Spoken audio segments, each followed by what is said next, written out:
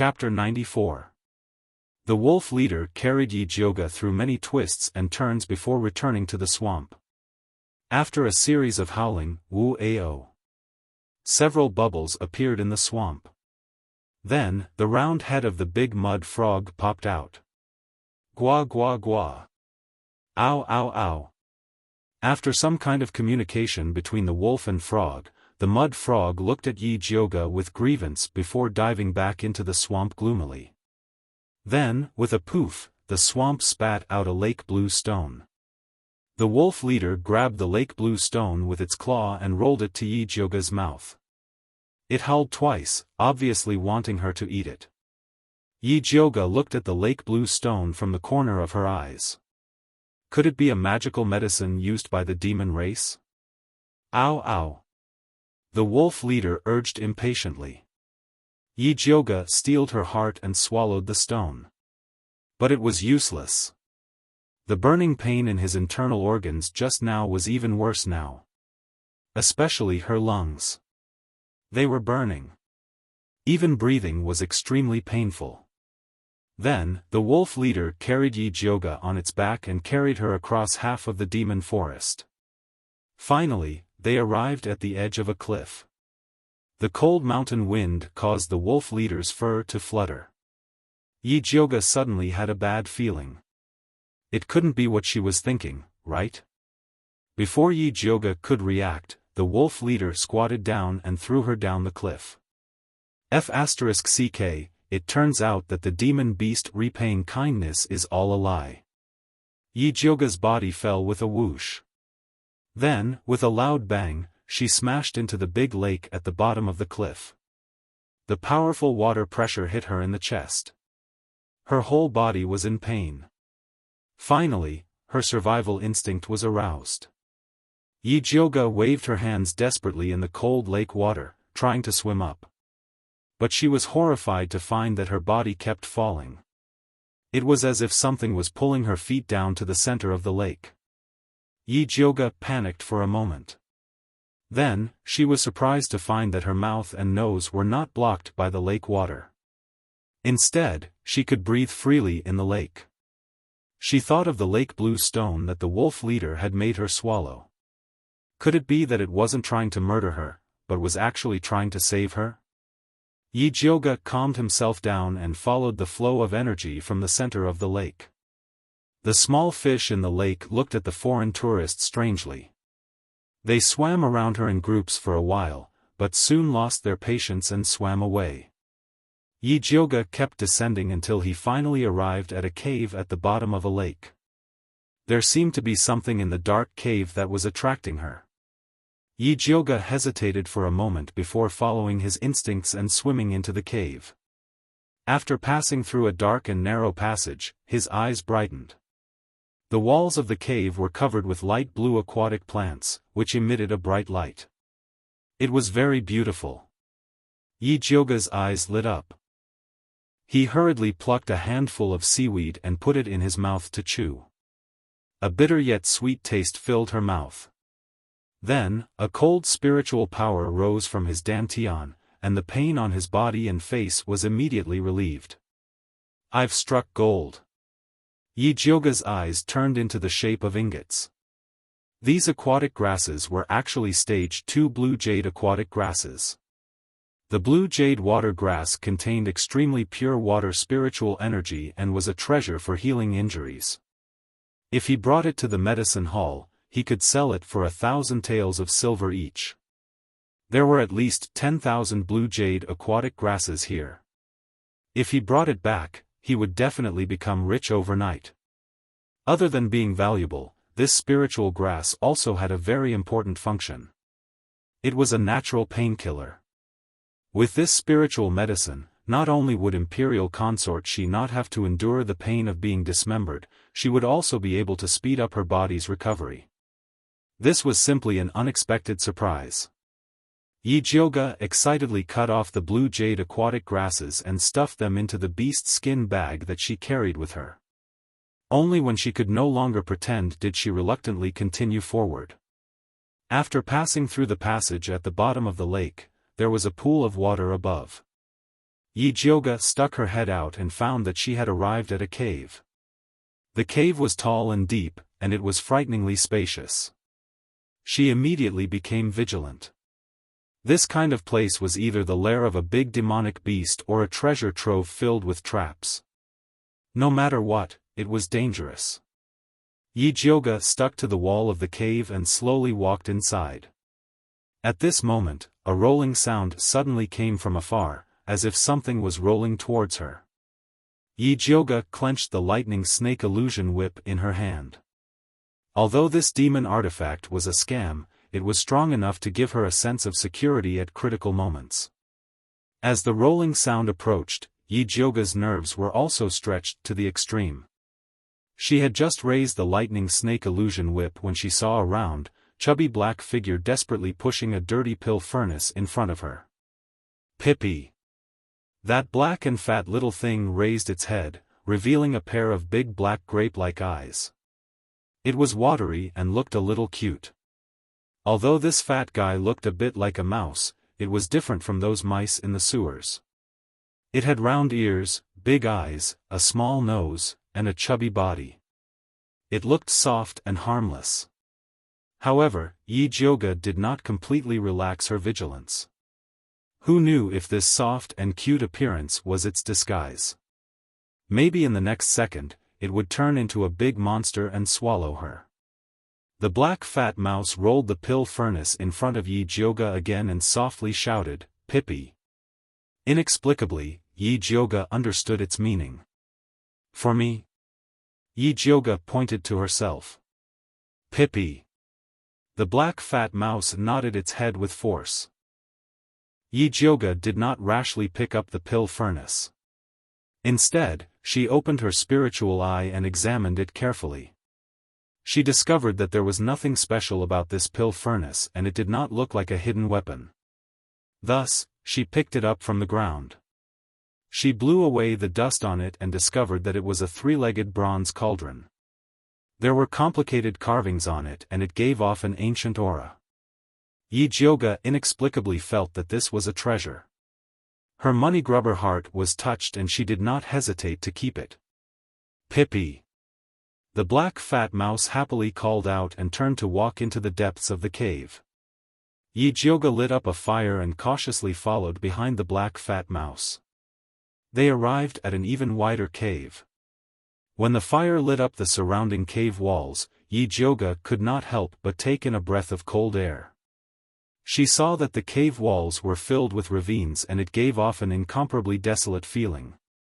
In the middle of the ravines, there was some light blue paint mixed in. She carefully observed and discovered that the light blue paint on the cave walls was actually a mural. Unfortunately, it was already destroyed by the crisscrossing scars and nothing could be seen. Yi Jioga used her hand to pick up the remaining paint and discovered that it was made from some kind of ore that contained spiritual energy. A mural painted with this kind of paint should be incomparably hard and it should not be a problem for it to be preserved for thousands of years. Now that it was destroyed to such a state, how powerful must the culprit be? Chapter 95. Yi Jioga carefully studied the marks on the cave wall. She found that there was no pattern to these marks. There were also large pits in some places. It didn't seem like a premeditated destruction, but more like the marks left behind after a fierce fight. To be able to destroy such hard cave walls and murals to this extent, one had to be at least a great spiritual master.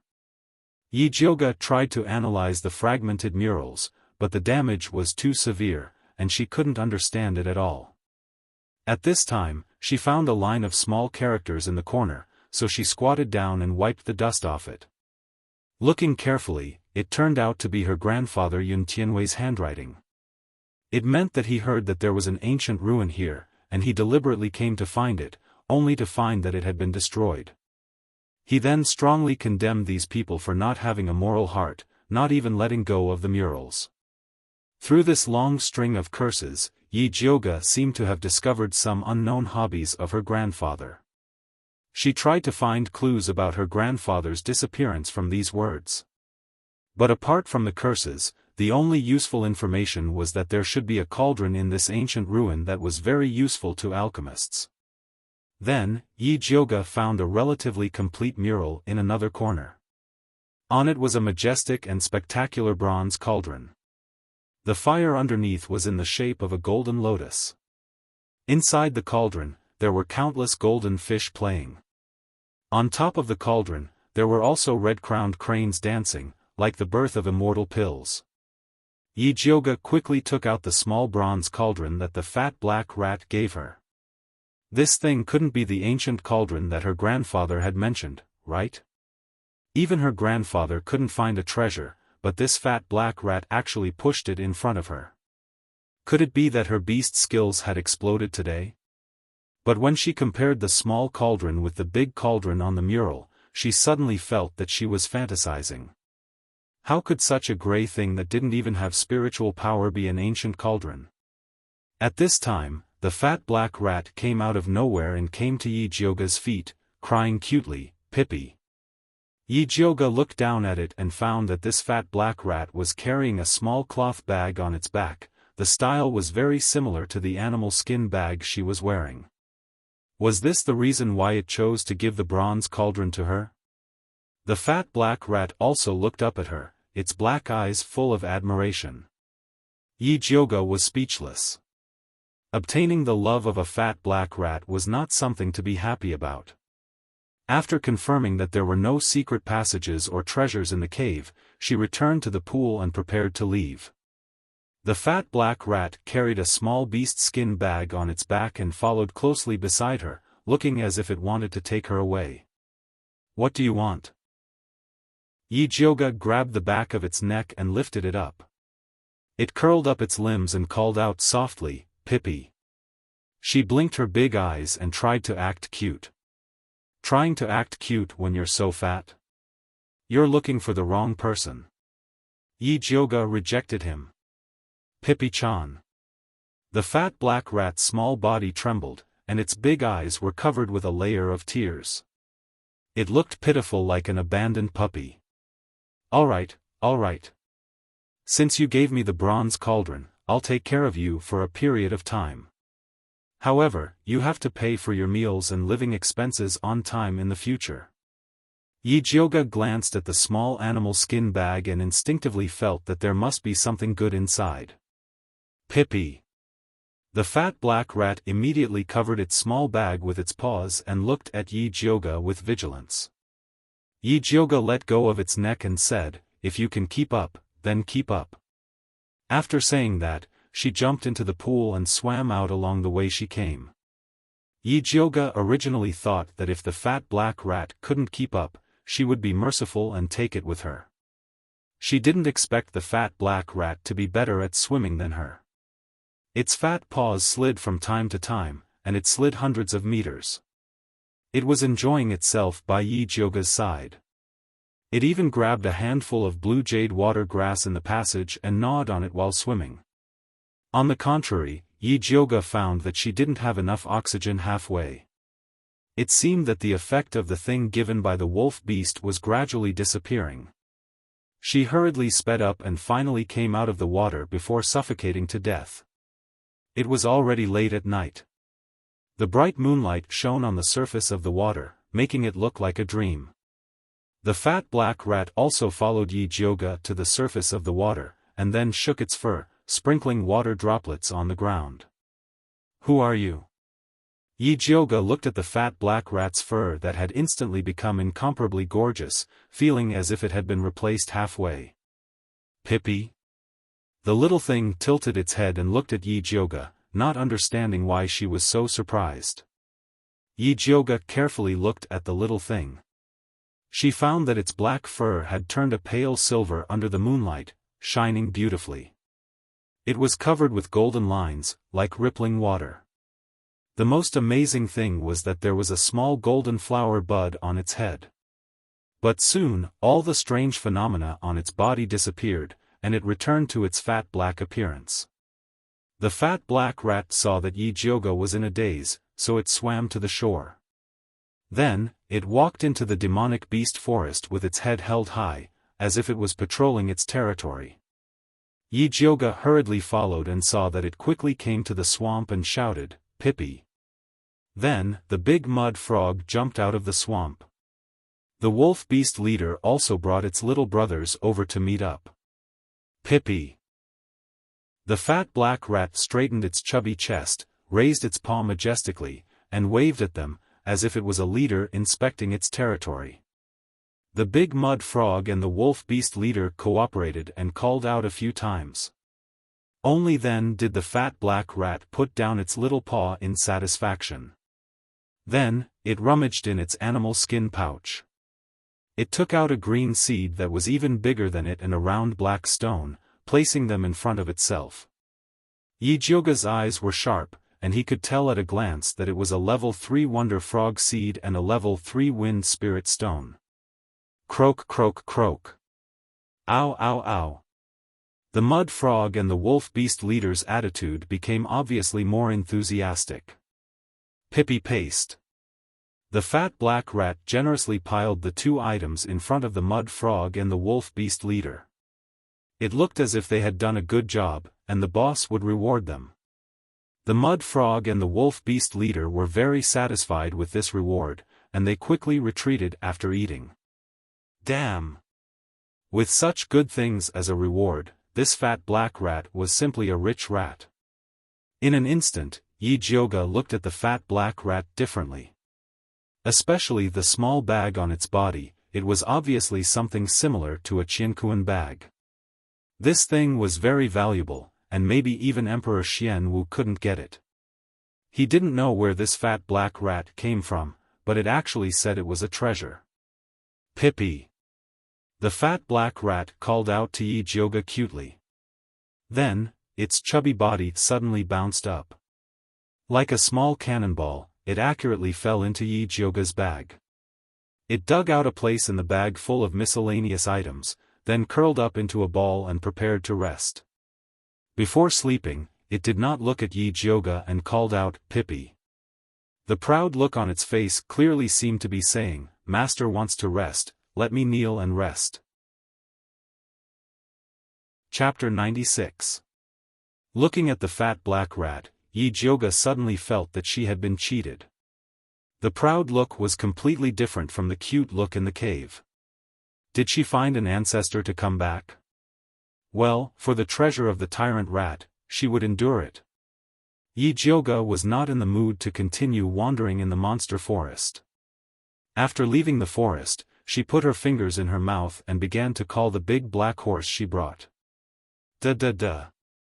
The sound of the horse was accompanied by people's voices. Yi Jioga jumped on a big tree and saw several torches rising not far away.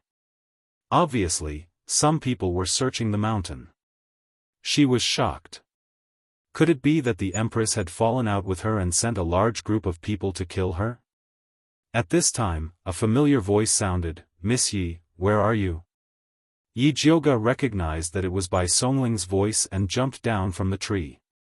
Seeing that he was still holding his big black horse, she could not help but ask, "Why are you here?" "Mother Qing asked us to find you," Bai Songling said. "Why did she come to find you?" Yi Jioga's heart skipped a beat. Mother Qing never went out of the Yi mansion. It seems that something happened in the Yi mansion.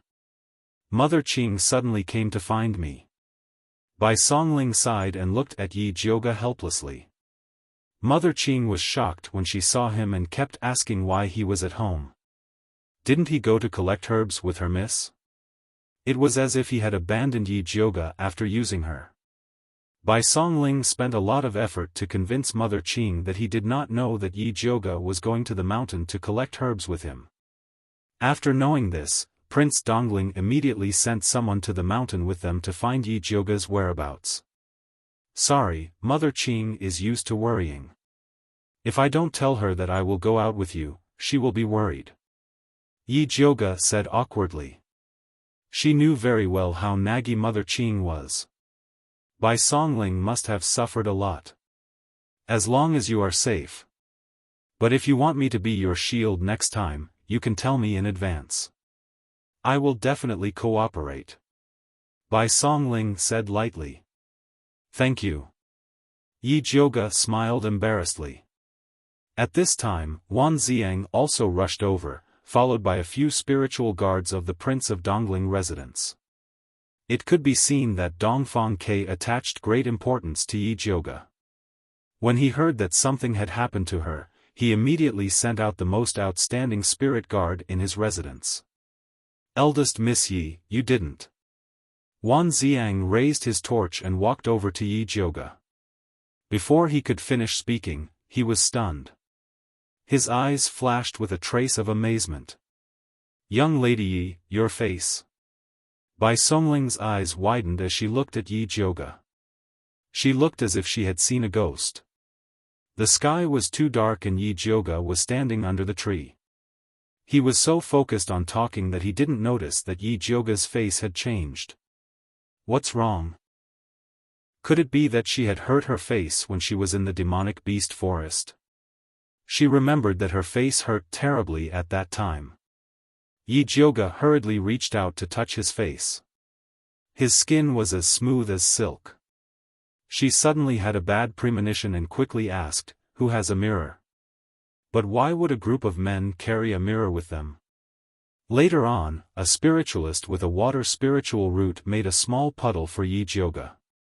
Yi Jiuge stood next to the puddle and looked at it. She suddenly felt as if she had been struck by lightning. A peerless beauty appeared on the surface of the water. Curved eyebrows, long eyelashes, and a straight nose. Her white and flawless skin revealed a faint pink color. Her cherry mouth was as delicate as a rose petal. Especially her pair of charming eyes. They were as clear as the spring water. Her beautiful eyes were filled with spiritual energy. Damn, why does she look like a white lotus? Yi Jiuge couldn't accept this kind of honor. Eldest Miss Yi, what's wrong? Bai Songling looked at Yi Jiuge's painful appearance and felt very strange. Wasn't becoming beautiful something to be happy about? Why did she look like this? No, I'm just not used to it. Yi Jiuge shook her head. She looked up and saw that the group of male spiritualists had a stunned expression on their faces. Yi Jiuge suddenly felt a little emotional. It seemed that no matter where she was, a world that looked at one's face. Eldest Miss Yi, it's getting late. Mother Qing must be very worried about you. Why don't we go back first? Bai Songling said. If they went back now, they would be in time to open the city gate. Okay. Yi Jiuge put on the curtain hat, turned over and mounted the big black horse. She followed Bai Songling and the others to Shangjing. It was just before dawn when they returned to Shangjing. The soldiers guarding the city were yawning and sleepily walking out. As soon as they saw the waist token of the Ministry of Penalty that Wan Xiang took out, they respectfully welcomed them into the city. Yi Jiuge rode the horse back to their mansion with Bai Songling and Wan Xiang. Those spiritualists had to go back to the prince's mansion of Dongling to report. At this time, Mother Qing had not slept all night. She was anxiously pacing back and forth in Wan Xiang's mansion. As soon as she saw Yi Jiuge, she asked excitedly, "Eldest Miss, where have you been? I'm so worried about you. Didn't I tell you that I went to the mountains to collect herbs?" Yi Jiuge got off the horse and said. "Why did you lie to me that you went to the mountains with Lord Bai?" Mother Qing complained discontentedly. This question was embarrassing. Bai Songling was beside them. Yi Jiuge hurriedly pulled Mother Qing to the house and said in a low voice, "I'll explain it to you later." Okay. Mother Qing also found it was not appropriate to pursue these things in front of outsiders, so she did not say more. After entering the house, Yi Jiuge asked Mother Qing, "Why did you come here in the middle of the night? Not long after you left this morning, the master brought someone to Zilin Garden and said that he wanted to see you. I told him that you were recuperating and it was not convenient for you to see guests. But he did not believe me and shouted to kill you. He even smashed the door. I found that something was wrong, so I hurriedly came to find you." Mother Qing originally wanted to ask Wan Xiang for help, but she did not expect that it was Bai Songling who came to open the door. At that time, she thought that eldest miss was cheated by Bai Songling and even wanted to kill him. How did father know that I was not in the yard? Yi Jioga frowned and thought of Mammy Su who hid in the demon beast forest to ambush her. It was obvious that someone in the Yi mansion was monitoring her, and this person was very powerful. I don't know, but let's go back quickly. I'm afraid that if we are late, the master will catch up to Yaoguang Garden and catch Jinju and the others to vent his anger. Before Mother Qing left, she asked Jinju to take the other maidservants and run to 4th Miss to take refuge. Okay, let's go back now. Yi Jioga nodded and then said to Bai Songling and Wan Xiang, I'll have to trouble you to send a message to His Highness for me. Tell him that the spiritual grass has been found. After I finish the matter in the Yi mansion, I will go find him. After saying that, he took Mother Qing and rushed to the Yi mansion. Chapter 97. At this moment, Yaoguang Yuan was in a state of chaos. Jinju brought along a servant girl from Purple Forest Yuan and hid in a remote room in Yaoguang Yuan. Qing Hu and Qing Lu were comforting them softly. Fifth Aunt's face was pale as she looked at the situation outside through the window. Yi Yuxuan frowned and shouted at Yi Rui who was blocking in front of her, What are you doing? Father, I can't let you take Jinju and the others away. Yi Rui was small, but she stood bravely in front of Yi Yuxuan with her arms open. She didn't look like she was going to back down. They're not servants of Yaoguang Yuan. What business do you have? Yi Yuxuan said impatiently. He had already let Mother Qing run away. He definitely couldn't let the remaining servant girls go. He couldn't deal with Yi Jioga, but he could kill a few of her servant girls. Although they're not servants of Yaoguang Yuan, they're still very important to me. Yi Rui racked her brains to think of an excuse. Before Big Sister brought them back, she had to stall her father. What's so important about them to you? Yi Yuxuan didn't believe her. They were just a group of servant girls. How important could they be? They can help me clean the pill furnace and organize my pill refining notes. Yi Rui couldn't think of any other excuse and could only say random things. Ha! Yi Yuxuan sneered and said, You let the servants of Purple Forest Yuan clean your pill furnace and organize your pill refining notes. Then what's the use of the servants in your courtyard? Before Yi Rui could finish, she was forcefully interrupted by Yi Yuxuan. Since the servants in your courtyard can't be used, then there's no point in keeping them. Sell them all. When Qing Hu and Qing Lu heard this, they couldn't help but shiver. They were really afraid that Yi Yuxuan would tie them up as well. No, they're just as useful. Yi Rui hurriedly shook her head. I'll say it here today. You can only keep one servant of Purple Forest Yuan and Yaoguang Yuan. Yi Yuxuan's eyes were gloomy. He released the aura of a 5th-rank pill refiner and pressed down on Yi Rui like a mountain. He was very angry and felt that his painstaking efforts had been wasted. 4th girl, this ingrate, was actually siding with an outsider and supporting Yi Jioga in every aspect. If he doesn't teach this damned girl a lesson today, she might turn into a second Yi Jioga. Yi Rui's face was pale and her eyes widened in horror. He felt that Yi Yuxuan had merged with the sinister and terrifying evil cultivator in the basement. Cold sweat seeped from her forehead and back, drenching her clothes in an instant. Yi Yuxuan thought that his aura had suppressed her, and his face revealed a complacent smile. 5th concubine found that her daughter was not quite right and was about to open the door to go out. 5th concubine, you can't. Qing Hu hurriedly stopped 5th concubine. Just now, Yi Rui had specifically told her mother not to appear in front of Yi Yuxuan, in case she angered him again. At most, I'll just be beaten by master.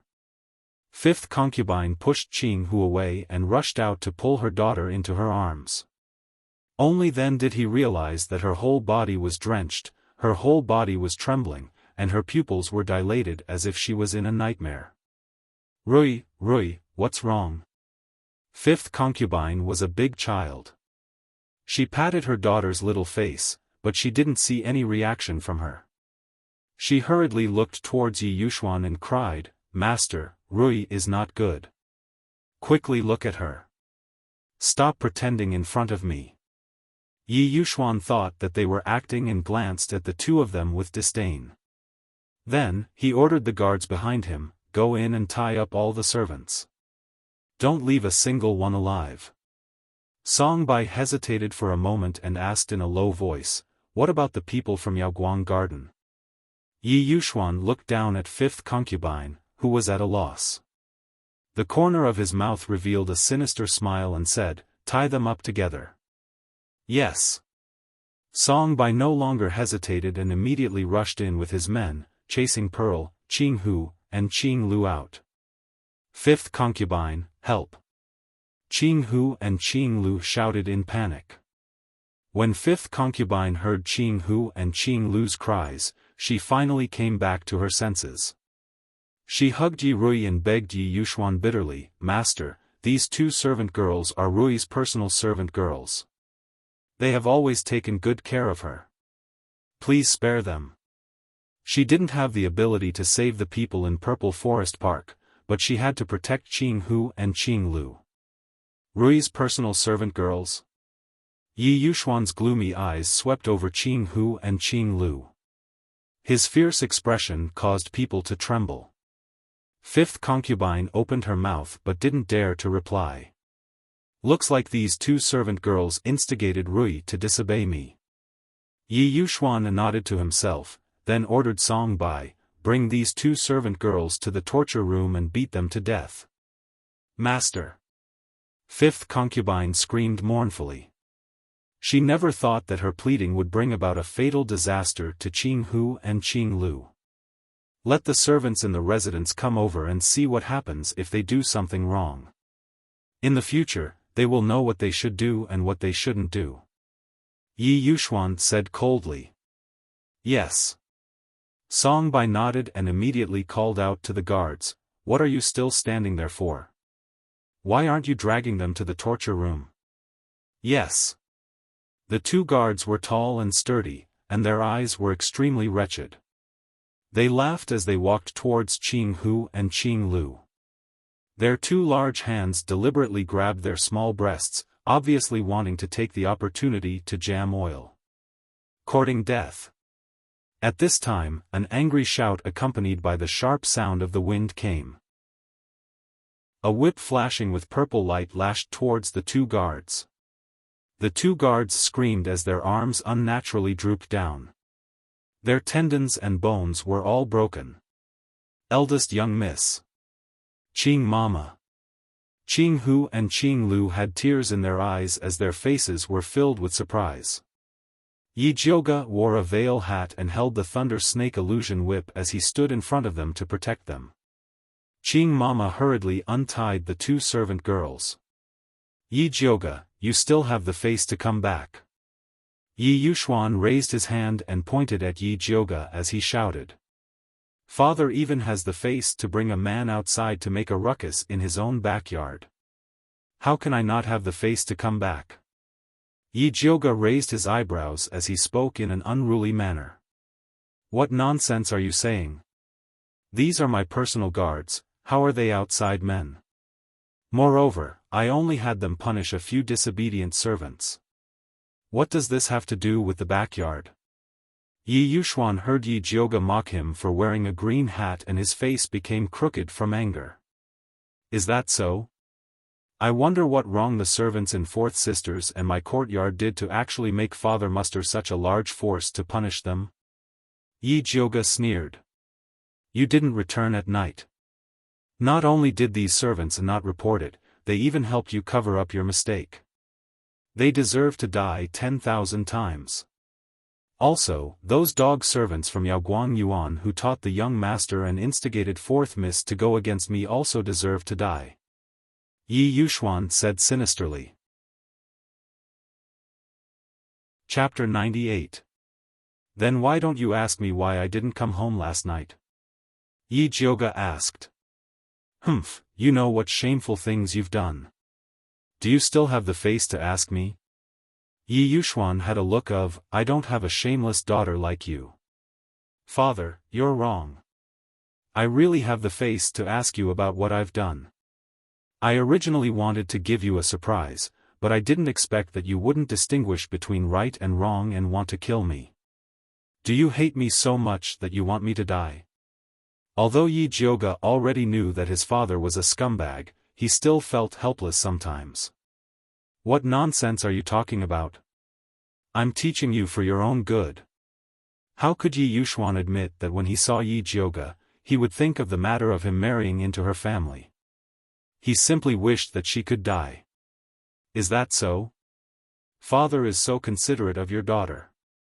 You should be happy to see your daughter like this. Yi Jioga said as he raised his hand and took off the veil hat on his head. The golden morning sun shone on her beautiful facial features, and her fair and flawless skin shone with a jade-like radiance. Her pair of charming eyes were like the clear ripples of spring water. Her beautiful eyes were full of spiritual energy. She was like a fairy who had descended to the mortal world, pure and untainted. If it was someone else's father, he would be happy to see his ugly daughter become a beauty. Yi Yuxuan, on the other hand, looked as if he had seen a ghost. He couldn't help but take a few steps back as a trace of fear flashed across his face. It was Mother Qing's first time seeing Yi Jioga after restoring his appearance. She couldn't help but blurt out, Madam? Madam? Could it be that he and his mother looked alike? Yi Jioga's memories of his mother were already very vague. Every time he thought of her, he could only remember her thin and weak body and her kind but pale face. Eldest Miss, if Madam knows that you have restored your appearance, she will definitely be happy for you in the underworld. Mother Qing looked at Yi Jioga's face and wanted to cry and laugh at the same time. When Yi Yuxuan heard the words, in the underworld, his expression changed again. No matter how much he hated Yun Tianwei, he couldn't deny that Yun Jiaojiao was a gentle and virtuous woman. She didn't have the aura of a delicate girl, and she was very gentle and considerate to him. He had done countless unforgivable things to her.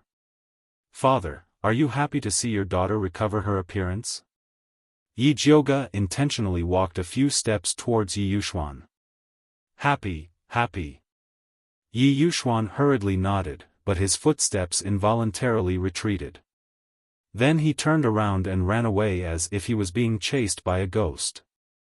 Songbai hurriedly brought his men to carry the two armless guards and followed Yi Yuxuan out of the courtyard. Yi Jioga couldn't help but ponder as he watched Yi Yuxuan flee. With how despicable and shameless Yi Yuxuan was, he was actually scared away by her face that looked like his ex-wife. He must have done something extremely guilty. Otherwise, he wouldn't be so scared. Eldest young lady, quickly come and take a look at Rui. Fifth aunt shouted hoarsely. She was afraid of attracting Yi Yuxuan's attention, so she didn't dare to make a sound. Only now did she dare to ask for help. What's wrong with fourth sister? Yi Jioga quickly squatted down to take a look. He saw that Yi Rui had fainted in fifth concubine's arms, and her entire body was drenched in cold sweat. She reached out to take Yi Rui's pulse and found that her pulse was slow and rapid. It was a sign that she was in a state of panic, but fortunately, it wasn't serious. Fourth sister is fine. She was just frightened. Hurry and bring her back to change her clothes so that she doesn't catch a cold. Yi Jioga stood up and saw Zhenju, Qinghu, Qinglu, and the others looking at her in fear. She said, "It's fine. Go back to Purple Forest Park and do what you need to do. Qinghu, Qinglu, go boil some hot water for fourth young lady to wipe her body." With Yi Jioga's order, the frightened servant girls immediately calmed down and consciously went to work. After Yi Rui changed her clothes, Yi Jioga pricked a few needles on her body. The little girl suddenly opened her eyes and waved her hands and feet wildly. She screamed in panic, "Go away, go away." She looked as if she had just come out of the basement. "Fourth sister, it's fine. Eldest sister is here." Yi Jioge held Yi Rui's small hand tightly and comforted her. Yi Rui slowly calmed down and looked at Yi Jioge blankly. "Eldest sister? It's fine. You are very safe now. Have a good sleep. You will be fine when you wake up." Yi Jioge comforted her gently. Yi Rui's tensed body slowly relaxed. Then, she closed her eyes and fell asleep again. "Eldest young lady, what happened to Rui?" Fifth concubine's face was still snow-white. Previously, Yi Jioge had only said that Yi Rui was frightened when she was kidnapped. Now, it seemed that it wasn't as simple as a scare. "It's fine." Yi Jioge didn't intend to tell fifth concubine about the basement. It was useless to tell her. What could she do? "It's all my fault. I can't protect my daughter and the servant girls by my side. Other than being despised by master, I'm useless. I might as well die. Who knows, I might as well let Rui regain some face." Fifth concubine said with tears in her eyes. "If you think like this, then you are extremely useless." Yi Jioge said coldly. "Dying is easy. Living is difficult. If you really think for Rui, shed fewer tears and do more things."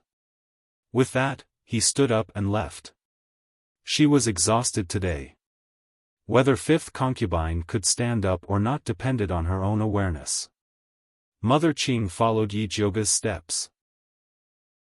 As soon as she entered Purple Forest Park, she immediately asked, "Eldest young lady, how did your face suddenly recover?" "This time, when I went into the mountains to pick herbs, I accidentally picked a jade grass. I didn't expect that after eating it, the black scars on my face would disappear." Yi Jioge didn't say that wet nurse Su ambushed her. Eldest young lady is being perfunctory with me again. Mother Qing obviously didn't believe it. "It's true. If you don't believe me, look. I also picked up a spirit beast. It was the one that brought me to pick the jade grass." Yi Jioge quickly grabbed the fat black rat. "What kind of spirit beast is this?"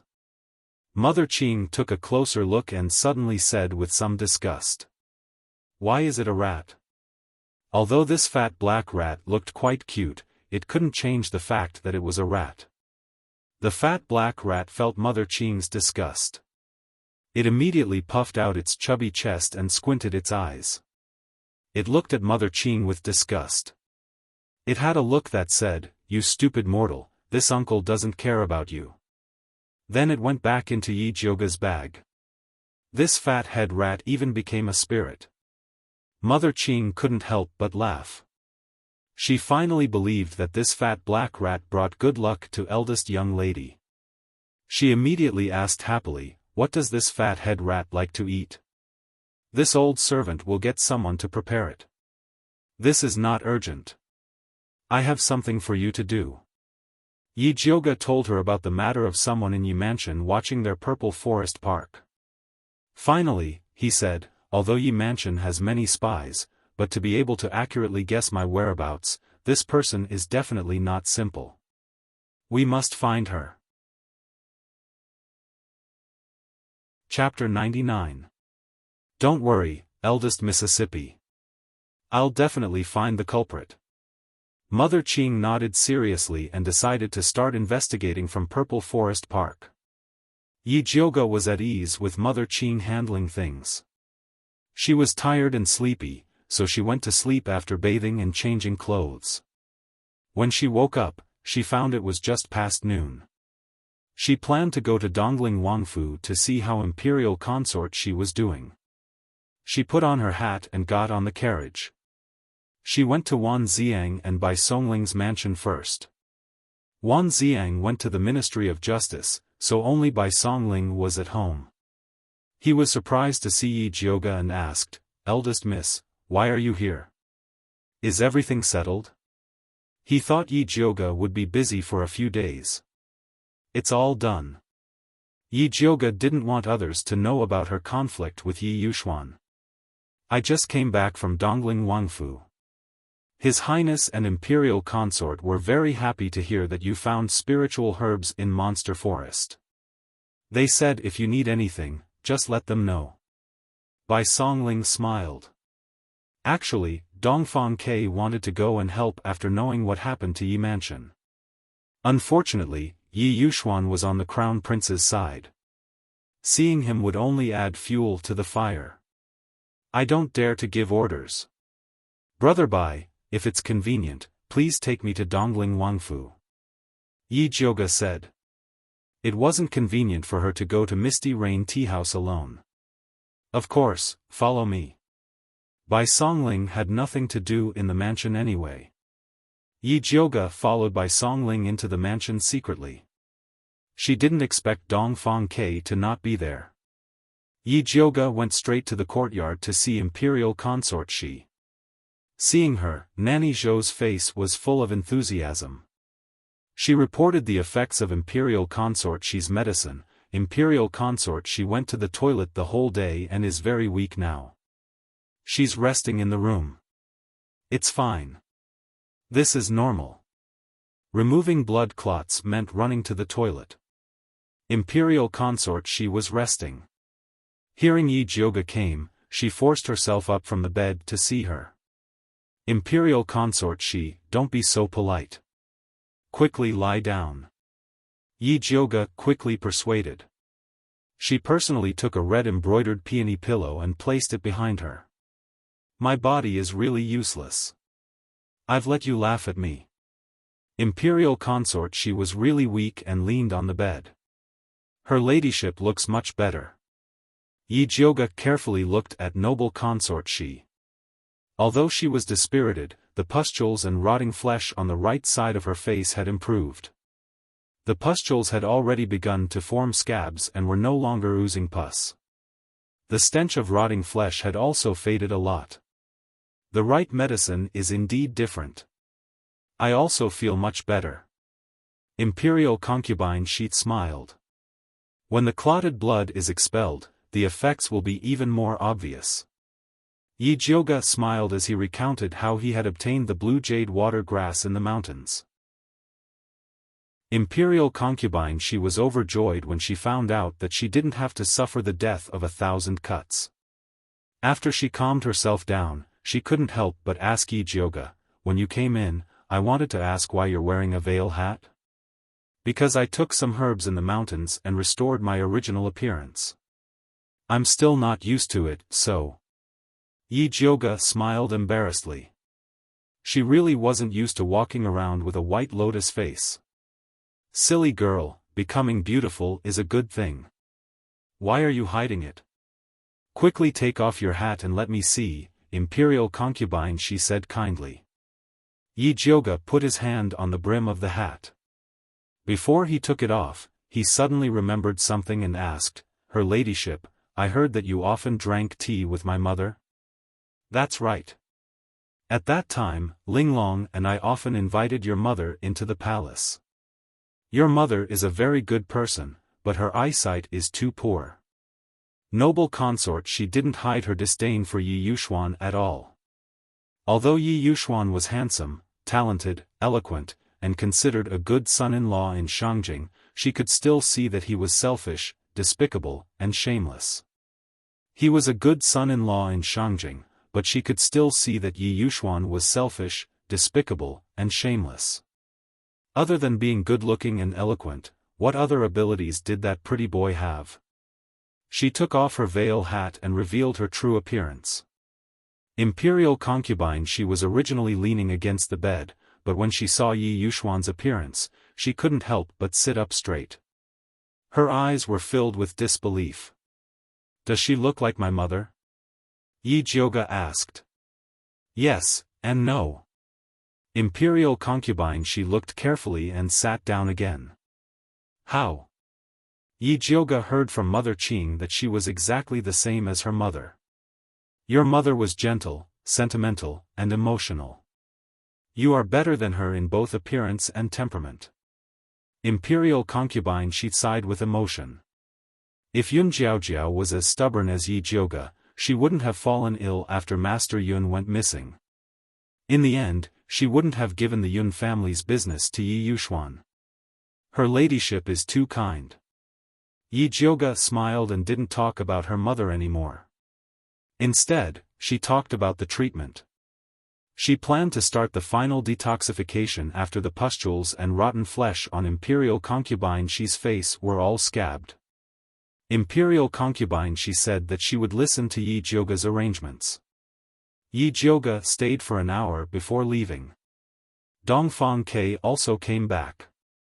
He had previously heard from Bai Songling that Yi Jioga had recovered her appearance, so he was still calm when he saw her. Moreover, he brought her a piece of bad news. Eldest Miss Yi, after old Master Su came out of seclusion today, he immediately sent people to bring Su Yufeng, who was locked in the ancestral temple, back to the Su family. Why did old man Su suddenly come out of seclusion? Yi Jioga was shocked. From Yi Yuxuan's expression, it seemed like he didn't know anything. Otherwise, he wouldn't be in the mood to find trouble with her. I also just heard the news. Old man Su has successfully advanced to Spirit Master. Dongfang Ke looked at Yi Jioga worriedly and said, "You have to be careful. Old man Su coming out of seclusion is the Su family's matter. What does it have to do with me?" Yi Jioga didn't care much. If Su Yufeng came back, then so be it. As long as she dared to make a move, he could chop off her claws. You don't know. Old man Su is from a grassroots family. His temper is explosive, unreasonable, and extremely protective. If Su Yufeng and her daughter say bad things about you in front of him, I'm afraid he will make things difficult for you. Dongfang Ke sighed. Could it be that he wants to personally teach a junior like me a lesson? Wouldn't he be shameless? That won't happen. I'm worried that he will say some unpleasant things. Dongfang Ke also felt that old man Su wouldn't. Then I'll just treat it as his fart. Yi Jioga said indifferently. No matter what, she was the Yi family's first daughter. If old man Su's words were too unpleasant, Yi Yuxuan and the Yi family would also be implicated. If Yi Yuxuan didn't care, then she wouldn't care even more. It's always good to be more prepared. Dongfang Ke advised. I understand. Yi Jioga nodded perfunctorily. She didn't take Dongfang Ke's words to heart. In her eyes, Su Yufeng and her daughter were just courting death. She could get rid of them before, and she could still get rid of them now. Dongfang Ke knew that it was useless to say anything more, so he didn't try to persuade her. After he sent Yi Jioga off, he returned to the study. After muttering to himself for a moment, he made a decision and ordered Lei Peng, prepare a horse, we're going to the relay station. Chapter 100. As soon as Yi Jioga returned to Purple Forest Park, Mother Qing anxiously came up and said, Eldest Miss, bad news, Master lifted second Miss's confinement. Oh. Yi Jioga nodded and sat down to drink tea. Why don't you find it strange at all? Mother Qing's old face was dumbfounded. When this news came out, the entire Yi mansion was shocked. What's so strange about it? Yi Jioga told him about old Master Su coming out of seclusion and bringing Su Yufeng home. With Yi Yuxuan's personality, he would definitely curry favor with this spirit master father-in-law. Naturally, he would release Yi Shanshan. This old man Su is really an old fool. His daughter did such a thing that's worse than pigs and dogs, yet he still has the face to bring her home. If I were him, I'd directly press Su Yufeng into a pig cage and drown her. Mother Qing said fiercely. I heard that old man Su is very protective of his people. Tell the people below to behave themselves and don't go out if there's nothing important. Yi Jioga was worried that Yi Yuxuan, that shameless scum of a father, would use her servants to curry favor with his father-in-law. Don't worry, First Mississippi. They know what to do. Under the training of Mother Qing, the maids of Purple Forest Park were even more sensitive to the movements of the Yi family than rabbits. Seeing the rise of the second miss, what else could they not understand? Recently, they were even more well-behaved than quails. When they passed by the main courtyard, they would make a detour. They've suffered with me. I'll give each of them a red packet later as a way to calm their nerves. Yi Jiuge was also helpless. Yi Yuxuan and Su Yufeng didn't dare to touch her, so they thought about touching the people around her every day. The servants in her courtyard were frightened every 2 or 3 days, and it was hard on them. What's so hard about it? Being able to serve young miss is their good fortune from their previous life. Mother Qing's words were not boasting. In the Yi mansion, there was no master like Yi Jiuge who treated his servants as his own people. Although they would be scared out of their wits by master and madam from time to time, Yi Jiuge would always come to their rescue in time, making them incomparably touched. Compared to those masters who beat and scolded their servants and often pushed them out to take the blame, Yi Jiuge was simply the reincarnation of Buddha. The servants of Purple Forest Park had banded together after being frightened time and time again.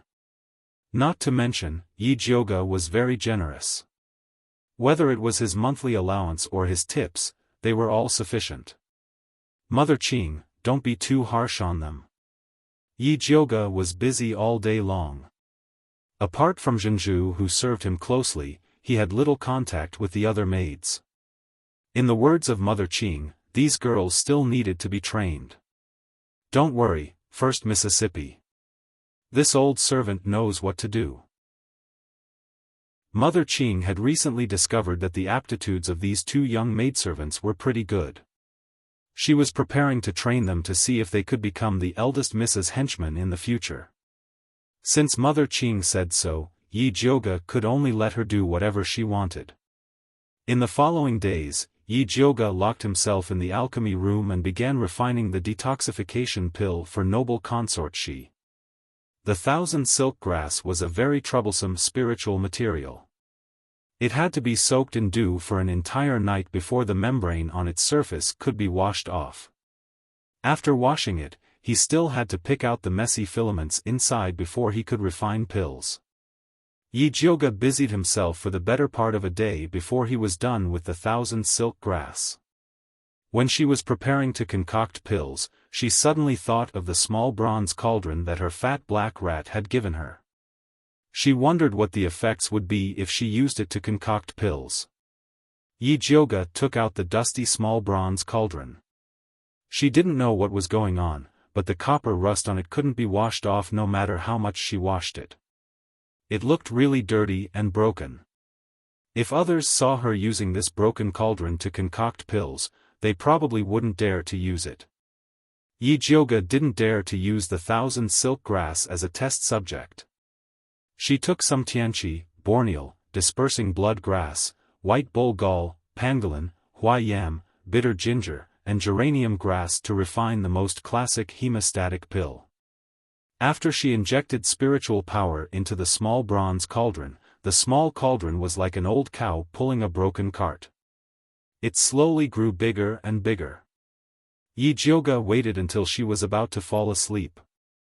Only then did the small cauldron finally become a normal size.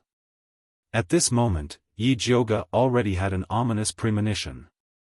However, she still held on to a glimmer of hope. She placed all the medicinal ingredients into the small bronze cauldron and began refining. The fire used in Yi Jiuge's alchemy room were all ordinary flames. If she were to use her alchemy furnace to concoct pills, she would probably need the time it takes to brew a cup of tea. However, this small bronze cauldron didn't have a good tolerance for the flames. After burning for a long time, the medicinal ingredients inside still didn't melt. Yi Jiuge gloomily looked at the fat black rat that was still sleeping soundly in the animal skin bag. Sure enough, cheap goods don't come cheap. You really can't count on free things. She let the small bronze cauldron slowly refine. She turned around and prepared to start refining the 1,000 silk grass. At this time, the copper bell in the corner of the alchemy room rang, indicating that there was something to report. Yi Jioge opened the door to the alchemy room and saw Mother Qing anxiously saying, "Missy, Master wants you to go to the hall." "Why?" Yi Jioge asked. Mother Qing lowered her voice and said, "I heard that Master Su brought Madam back. What does their return have to do with me?" Yi Jioge disdainfully said. "Missy, you are, after all, Master's biological daughter. You have to give him this bit of face." Mother Qing helplessly said.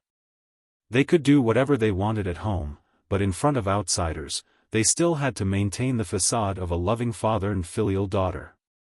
Otherwise, everyone in Shangjing would laugh at them. "All right, I'll go take a look." Yi Jioge returned to her room and changed out of the cloth clothes she was wearing for alchemy. She wore an ice blue long dress. Her black hair was combed into a snake bun. On the top of her head, there was a jade hairpin made of begonia and pearls. A thumb-sized pearl hung down, making her cheeks even whiter and more beautiful. "Missy is really beautiful," Mother Qing said with satisfaction. She believed that Su Yufeng and her daughter would be incomparably shocked if they saw Missy's current appearance. Yi Jioge smiled and leisurely walked towards the hall with Mother Qing and Zhenju. As soon as he reached the outside of the hall, he heard a loud and clear voice.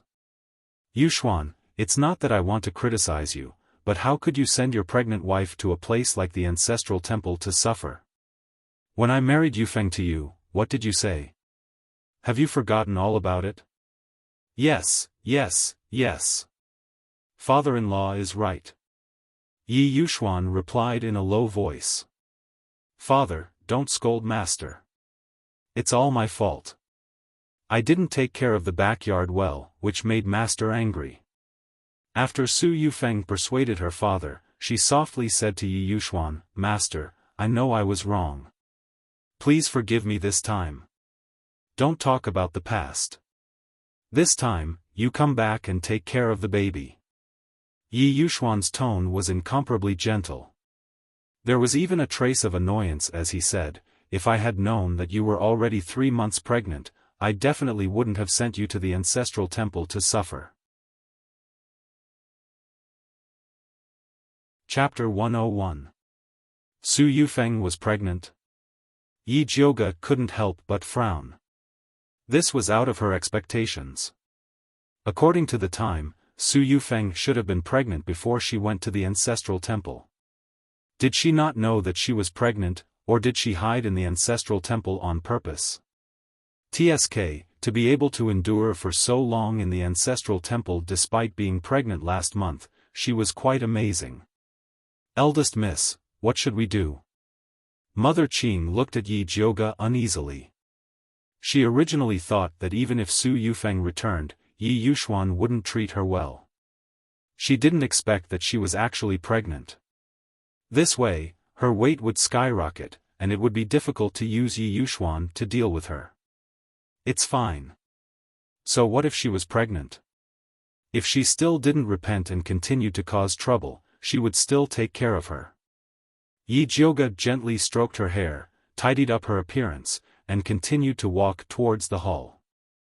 Songbai saw Yi Jioge coming from afar and cleverly went to report, "Master, Madam, Elder Su, eldest miss is here. Let her in." Yi Yuxuan said in a dignified manner. "Yes." Songbai jogged out and smiled at Yi Jioge. "Eldest miss, please." Yi Jioge glanced at the lackey before walking into the hall. She saw Su Yufeng sitting in the first seat on the right. She wore a misty cloud-patterned satin dress, her cheeks were round, and her belly was slightly protruding. Being able to take care of herself so well after 3 months of pregnancy, it seemed that she didn't suffer much at the ancestral temple. Yi Shanshan sat next to Su Yufeng and held her hand tightly. She had lost a lot of weight after being grounded. Her chin was sharp, her eyes were big, and her waist was slender. Her white plum-patterned dress made her look even more delicate and pitiful. Yi Yuxuan was sitting in the first seat on the left with a straight face. A tall old man wearing a cyan robe sat in the first seat. His hair was pure white, his eyes were as big as copper bells, and his skin was dark. He looked very mighty. At this moment, he turned his head to ask Su Yufeng, "Who is this girl?" It seemed that he didn't recognize Yi Jiuge at all. Su Yufeng couldn't hear her father's question at all. She looked at Yi Jiuge in shock. She heard that Yi Jiuge looked very similar to Yun Jiaojiao when he recovered his appearance. But she didn't expect it to reach this point. "Your daughter greets father and old Master Su." Yi Jiuge also bowed to great-grandfather Su on account of his age. She had the demeanor of a young lady from a noble family. "You're Yi Jiuge?" Old Master Su frowned. His impression of Yi Jiuge was that of an ugly and wretched fool. How did she suddenly become a beauty? Yi Shanshan looked at Yi Jiuge with jealousy and said in a neutral tone, "I didn't think that after not seeing you for a while, you would become a swan from a toad. Fourth sister, you flatter me. I didn't think that after father grounded you for so long, you still haven't changed your bad habit of speaking without thinking." Yi Jiuge smiled indifferently. "Jiuge, how can you talk to your little sister like that?" Su Yufeng completely forgot that she was in a sorry state when she was driven out of the Su family. She arrogantly reprimanded, "You don't have the least bit of family upbringing. Madam is right. Jiuge will definitely learn from you in the future. Next time you go to the ancestral shrine, you must remember to inform me in advance." Yi Jiuge respectfully replied. Su Yufeng's face paled and her expression became incomparably ugly. "Grandfather, look at big sister. Mother only said one sentence to her, and she retorted to mother like this." Yi Shanshan said to old Master Su in a spoiled manner. "Second sister, what do you mean by that?" Yi Jiuge pretended to be surprised and asked, "Could it be that it's wrong for me and madam to learn from family upbringing, or do you think it's wrong for us to go to the ancestral shrine?" Yi Shanshan was rendered speechless by Yi Jiuge's words. "All right, Jiuge, your mother just said one sentence to you. Don't talk back so easily." Yi Yuxuan put on the airs of a father. When Yi Jiuge heard Yi Yuxuan say that Su Yufeng was her mother, the anger in her heart couldn't help but spew out. She could tolerate anything Yi Yuxuan said, but this was the only thing she couldn't tolerate.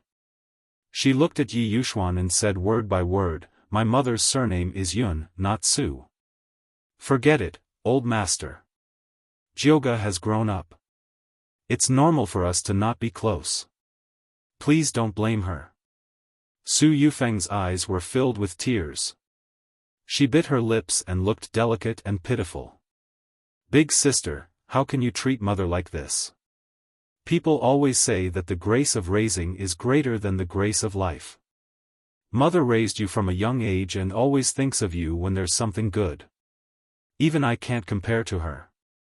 Is this how you repay her? Do you still have a conscience?" Yi Shanshan scolded.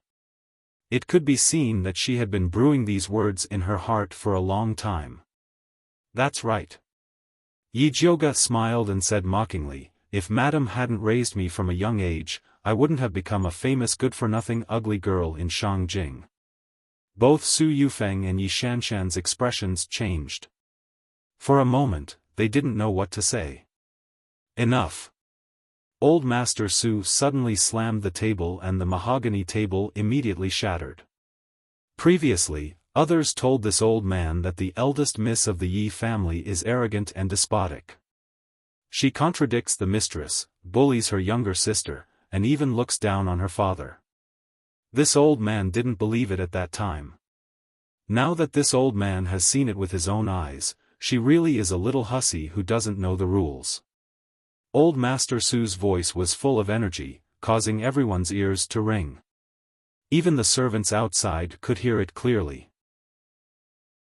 Him using a little hussy to describe Yi Jiuge was no different from pointing at her and calling her a little slut. Old Master Su was being overbearing. Yi Jiuge didn't plan on backing down. The corner of her mouth curled up, and her cold voice rang out, "Previously, others told me that old Master Su has a protective nature, inverts black and white, and can't tell right from wrong. At that time, I didn't believe it. Now that I've seen it with my own eyes, he really is a righteous old thing who bullies the younger generation. You. Old Master Su had been in Shangjing for so many years, but this was the first time he had been insulted by a junior. He was so angry that his entire body was trembling. Rebellious girl, how dare you speak to old Master Su like that? Hurry up and kneel. Yi Yuxuan slammed the table, looking even more agitated than old Master Su. Yi Jioga didn't say anything. She just stared straight at him, and a pair of beautiful eyes that resembled Yun Jiaojiao's shot out a blazing light. Yi Yuxuan felt guilty the moment he saw Yi Jioga's face. He couldn't help but shift his gaze away, and dryly said to old Master Su, "Father-in-law, Jioga is young and insensible, and offended you. Please don't take it to heart." "That's right, father, I beg you, for my sake, let Jioga off this time." Su Yufeng also stood up, and said with tears in her eyes, "Jioga lost her mother when she was young, so her personality is a little spoiled. She will be more sensible in the future." Chapter 102. Mother, this isn't the first time big sister contradicts you. You endure it for father every time, your daughter really feels sorry for you. Yi Shanshan suddenly turned around and knelt down in front of old Master Su. She cried, "Grandfather, please seek justice for mother." That wronged look, it was as if Yi Jioga had done something unforgivable to them. Good. Old man Su pointed at Yi Jioga and shouted angrily, "You little hussy, relying on Master Yun's power, you don't even put father and mother in your eyes. If you continue like this, you will become a monster. Today, this old man will help Master Yun discipline you, this unfilial and disloyal thing." After saying that, he actually raised his palm and slapped towards Yi Jioga. Yi Jioga didn't expect that old man Su, as a spirit master, would actually lower himself to attack a junior like her. It was already too late to take out the Thunder Snake illusionary whip. She could only pour all of her spiritual energy into her hands, preparing to take this move head-on. At this time, Mother Qing's skinny figure suddenly rushed out and blocked in front of Yi Jioga. A boom sound rang out. Old man Su's palm glowed with a faint golden phosphorescence heavily landed on Mother Qing's body. Mother Qing's body flew out like a kite with a broken string, heavily landing on the ground. Her face was like golden paper, and her lips were deathly pale. With a wah sound, she spat out mouthfuls of dark red blood. Pearl was scared out of her wits at the side, directly paralyzed on the ground. Yi Jioga hurriedly went forward to take Mother Qing's pulse, discovering that her internal organs had been shaken out of place by old man Su's palm, and her injuries were extremely serious. Yi Jioga's expression was solemn. She took out the thunder fire needle and immediately sealed all of Mother Qing's major acupuncture points to stop the bleeding. She also took out an essence cultivating pill for her to barely stabilize her injuries. Humph, this old man finally knows why Yi Jioga, this little hussy, is so arrogant and willful. So it's all because of these dog servants causing trouble on the side. Old man Su originally wanted to teach Yi Jioga a lesson, but was blocked by an old servant, making him very indignant. Hearing this, Yi Jioga's pupils seemed to be on fire, shooting out rays of extreme hatred. She reached out her hand towards the Thunder Snake illusionary whip wrapped around her waist. "Miss, don't go." Mother Qing used all her strength to press Yi Jioga's hand. Her muddy old eyes were pleading, "Don't let this old servant suffer this palm for nothing." Yi Jioga's body trembled and tears of humiliation flashed in his eyes. In the end, he gritted his teeth and withdrew his hand. Mother Qing was right. I'm not old Master Su's opponent at all. It's not wise to go against him now. Just you wait, one day, I will definitely make this rude and overbearing old fellow pay the price. Yi Jioga forcefully spat out the foul air in her stomach. She helped Mother Qing up and coldly said to Yi Yuxuan, "Father, your daughter knows her wrongs. Can you let me go now? It's good that you know your mistake. Go back." Yi Yuxuan knew that Yi Jioga regarded Mother Qing as his family. Elder Su had taught Yi Jioga a lesson by beating up Mother Qing like this. He nodded and let her go. "Father, you spoil big sister too much. That's why she's so lawless," Yi Shanshan said with dissatisfaction. She wasn't willing to let Yi Jioga leave just like that. "Shanshan, don't say any more. It's good enough that Jioga knows her mistake." Su Yufeng pulled Yi Shanshan's hand and said meaningfully, "We can't make her kneel and apologize." "Why not? Every time I say something wrong and make father unhappy, you punish me to kneel and apologize to father. Why doesn't big sister need to kneel and apologize?" Yi Shanshan pouted and said to old Master Su coquettishly, "Grandfather, don't you think mother favors big sister too much? Shanshan is right. How can a simple, 'I know my mistake,' be enough? It's better to make her kneel and apologize to Yufeng." Old Master Su nodded in agreement. "She also has to kowtow and apologize to you. Just now, big sister talked back to you. I was really angry when I heard it, but I didn't dare to scold her." Yi Shanshan covered her face and said with grievance, "Last time, I only said a few words to big sister and she slapped me several times. My face is swollen. How dare she treat you like this?" Old Master Su's thick eyebrows immediately stood up and he said to Yi Yuxuan fiercely, "It seems that this little bitch has to be taught a lesson. After she kowtows and admits her mistake to Yufeng, Shanshan, and the three of us, we'll take her down and beat her 50 times.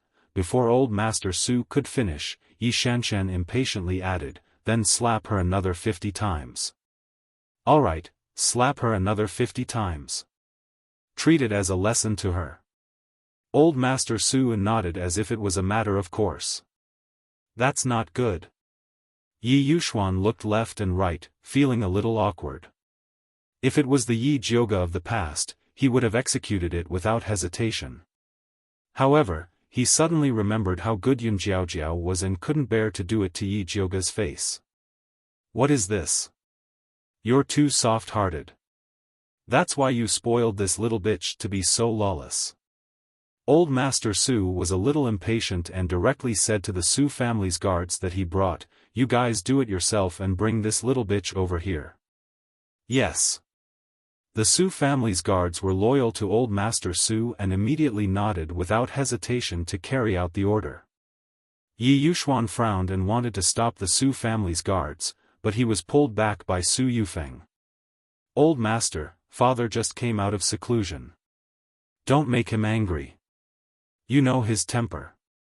If he gets angry, I'm afraid that even you will suffer," Su Yufeng said in a low voice. Yi Yuxuan immediately stopped in his tracks. Old Master Su had a bad temper. When his temper flared up, he didn't dare to ignore it. It was very possible that he would do it to him. Yi Jioga looked at the Su family's guards that were rushing towards him and turned to Yi Yuxuan and said, "Father, are you going to let the Su family's people act so presumptuously here? You were disrespectful to your elders first, that's why old master taught you a lesson." Yi Yuxuan avoided Yi Jioga's gaze. "Old master, how can you treat eldest miss like this?" Mother Qing's hair was disheveled as she sternly shouted. In her own family's territory, she was forced to kowtow by the Su family's people and was even slapped. They were trying to trample eldest miss to death. "This old servant talks too much. Slap her 100 times first." Su Yufeng's eyes narrowed as a cold light shot out. "Yes." The Su family's guards reached out to grab Mother Qing. Yi Jioga's eyes emitted a cold light as her body overflowed with killing intent. She flipped her hand and pulled out the Thunder Snake illusionary whip and injected all of her spiritual power into it. The Thunder Snake illusionary whip turned into a purple lightning snake. With a cold and fierce aura, it fiercely lashed towards the guards. Bang, bang, bang. Loud sounds rang out. The Su family's guards screamed as they were sent flying. When they landed on the ground, they spat out a few mouthfuls of blood along with pieces of their internal organs. Then, they fell limply to the ground, no longer breathing. Chapter 103. You little hussy, you actually dared to make such a vicious move just because of a slight disagreement. You simply have the heart of a snake and a scorpion. Old Master Su watched as the guard he had painstakingly nurtured was killed by Yi Jiuge in a single move. The anger in his heart erupted like a volcano, causing his face to turn red. Although these guards weren't spirit guards, they were still carefully selected by him to keep up appearances. Great-grandfather Su, I respect you as an elder and am extremely respectful towards you. However, in order to help your daughter and granddaughter forcibly seize my Yun family's property, you actually dared to lay such a vicious hand on me. Let me tell you, even if you kill me today, my Yun family's property will not fall into your hands. Yi Jiuge used his spiritual energy to say these words, which spread far and wide across the entire street. Damned hussy, what nonsense are you spouting? Grandpa Su was so angry that his beard trembled. He pointed at Yi Jiuge and scolded, how is my Su family not stronger than yours? Do I need to covet your Yun family's possessions? No matter how big your family's business is, can you leave it to your daughter or your granddaughter? Yi Jiuge sneered and said, killing me is not enough. If you have the ability, then kill my father as well. This way, your Su family can legitimately come and seize our family property. Not only did Yi Jiuge want to kill great-grandfather Su, but he also wanted to ruin the old man's reputation. Damned hussy, I'll smash your mouth. Let's see if you still dare to talk nonsense. Old Master Su flew into a rage. In the next second, he appeared in front of Yi Jiuge and attacked her with a golden palm. Yi Jiuge swung the lightning snake illusionary whip in his hand, and a purple whip shadow tore through the air towards Old Master Su. Old Master Su neither dodged nor gave way. He raised his hand and wrapped it around the head of the lightning snake mirage whip. A golden light followed the whip and blasted towards Yi Jiuge. Yi Jiuge felt as if the hand holding the whip had been struck by a heavy hammer. The web between his thumb and forefinger went numb, and the whip was snatched away by Old Master Su. Old Master Su was very satisfied with this spiritual weapon, but he said righteously, this spiritual whip is a lethal weapon in your hands. You are not worthy of using it. As he spoke, he raised his palm and slapped Yi Jiuge's face. This time, he used 50% of his strength. If this palm really landed on Yi Jiuge's face, his face would immediately be crippled. A furious red light flashed in Yi Jiuge's eyes. The thunderfire needle slipped from her sleeve and was pinched between her slender white fingers. She was about to stab it into Old Master Su's heart. At this moment, a thunderous clap suddenly came from behind Old Master Su. Old Master Su's eyes widened, and he immediately countered with a palm strike towards the ambusher. That person suddenly stopped and said mockingly, Old Man Su, you're an old man with half your body buried in the earth. How dare you attack a little girl? Do you have any shame? Old Master Su seemed to recognize this voice, and his hands immediately stopped moving. The red light in Yi Jiuge's eyes flickered as he quickly withdrew the thunderfire needle. She turned her head to look at the door and saw Dongfang Ke entering in a wheelchair. His deep, dark eyes were looking at her worriedly. Beside him was a spirit master. He was tall and thin, and his eyes were deep. His temperament was like a tall mountain. This man was handsome, and his brows showed the vicissitudes of life. There was a very special attraction about him. He was probably the one who stopped Old Master Su. Gong Xiaofan, why are you here? Old Master Su frowned as he looked at the handsome man. When Yi Jiuge heard the name Gong Xiaofan, she was instantly shocked. Could this man be from the Gong family of Hundred Mu City? Hundred Mu City was a spirit city, and its status was much higher than Thunder Country. The current master of the Gong family was said to be an advanced spirit master. He was only one step away from becoming a great spirit master. It was no wonder that old Master Su didn't dare to fall out with the Gong family. Last time, Pill Master Yi refined pills for my nephew. My big brother was very grateful and specially requested that if I passed by Shangjing, should go and thank you. Gong Xiaofan smiled faintly. Master Gong is too polite. Yi Yuxuan hurriedly walked out. He felt very proud to be personally visited by a spirit master. He didn't expect Gong Xiaofan to change the topic and said with a smile that wasn't a smile, I didn't expect to see such a good show. Yi Yuxuan instantly felt a little awkward. His father-in-law was shouting at his ex-wife's daughter in his mansion, and he just stood there without saying a word. If this spread out, it would indeed damage his reputation. What's there to see? This little wench is disobedient. What's wrong with me teaching her a lesson on behalf of her father and grandfather? As for you, you are an outsider. What face do you have to interfere with other people's family business? Old Master Su glared and said. Is that so? But your surname isn't Yun or Yi. How did this mansion become your family business? Gong Xiaofan smiled and said. My daughter married into this mansion. How is it not my family business? Old Master Su straightened his neck and said. When Su Yufeng heard this, she instantly felt that something was wrong. As expected, Gong Xiaofan immediately laughed and said, Old man Su, your words really opened my eyes. If you had a few more daughters and married them, wouldn't Shangjing be your world? Pfft. Even Yi Jioga couldn't help but laugh. He felt that this Gong Xiaofan was really a wonderful person. You. Old Master Su blew his beard and was about to quarrel with Gong Xiaofan, but he was stopped by Su Yufeng. Father, today is a good day for you to come out of seclusion and advance. Don't let your daughter's troubles ruin your good mood. After saying this, he gave Yi Shanshan a look. Yi Shanshan also knew that it would only be more embarrassing if her grandfather continued quarreling. She hurriedly pulled her grandfather's hand and said coquettishly, Grandfather, I heard that cousin has already prepared a banquet for you in the Su clan. We'll be going soon. It won't be good to keep the guests waiting. Humph. Old Master Su glared at Gong Xiaofan. With Yi Shanshan's company, he unwillingly walked towards the main entrance. Old Master Su, please wait for a moment. Dongfang Ke suddenly said. What is the matter, Your Highness Prince Dongling? Old Master Su was still rather polite to Dongfang Quebec.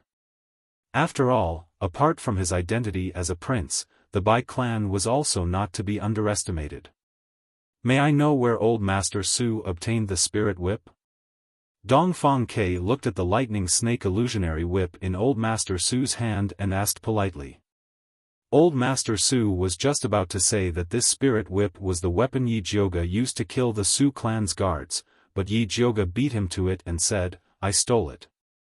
Old Master Su wanted to exterminate me and didn't even leave a spirit whip for me. Old Master Su, this lightning snake illusionary whip was gifted to young Lady Yi by this prince.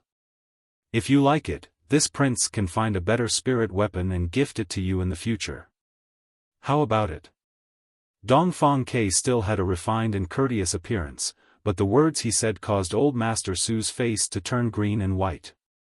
Old man Su, I didn't think that the first thing you did after coming out of seclusion was to bring your daughter back to snatch the property that Master Yun left for his granddaughter.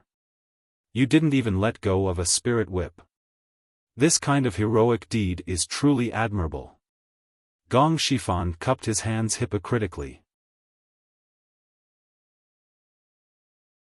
Chapter 104. Old Master Su was so angry that his face turned red. He felt that he had lost all face.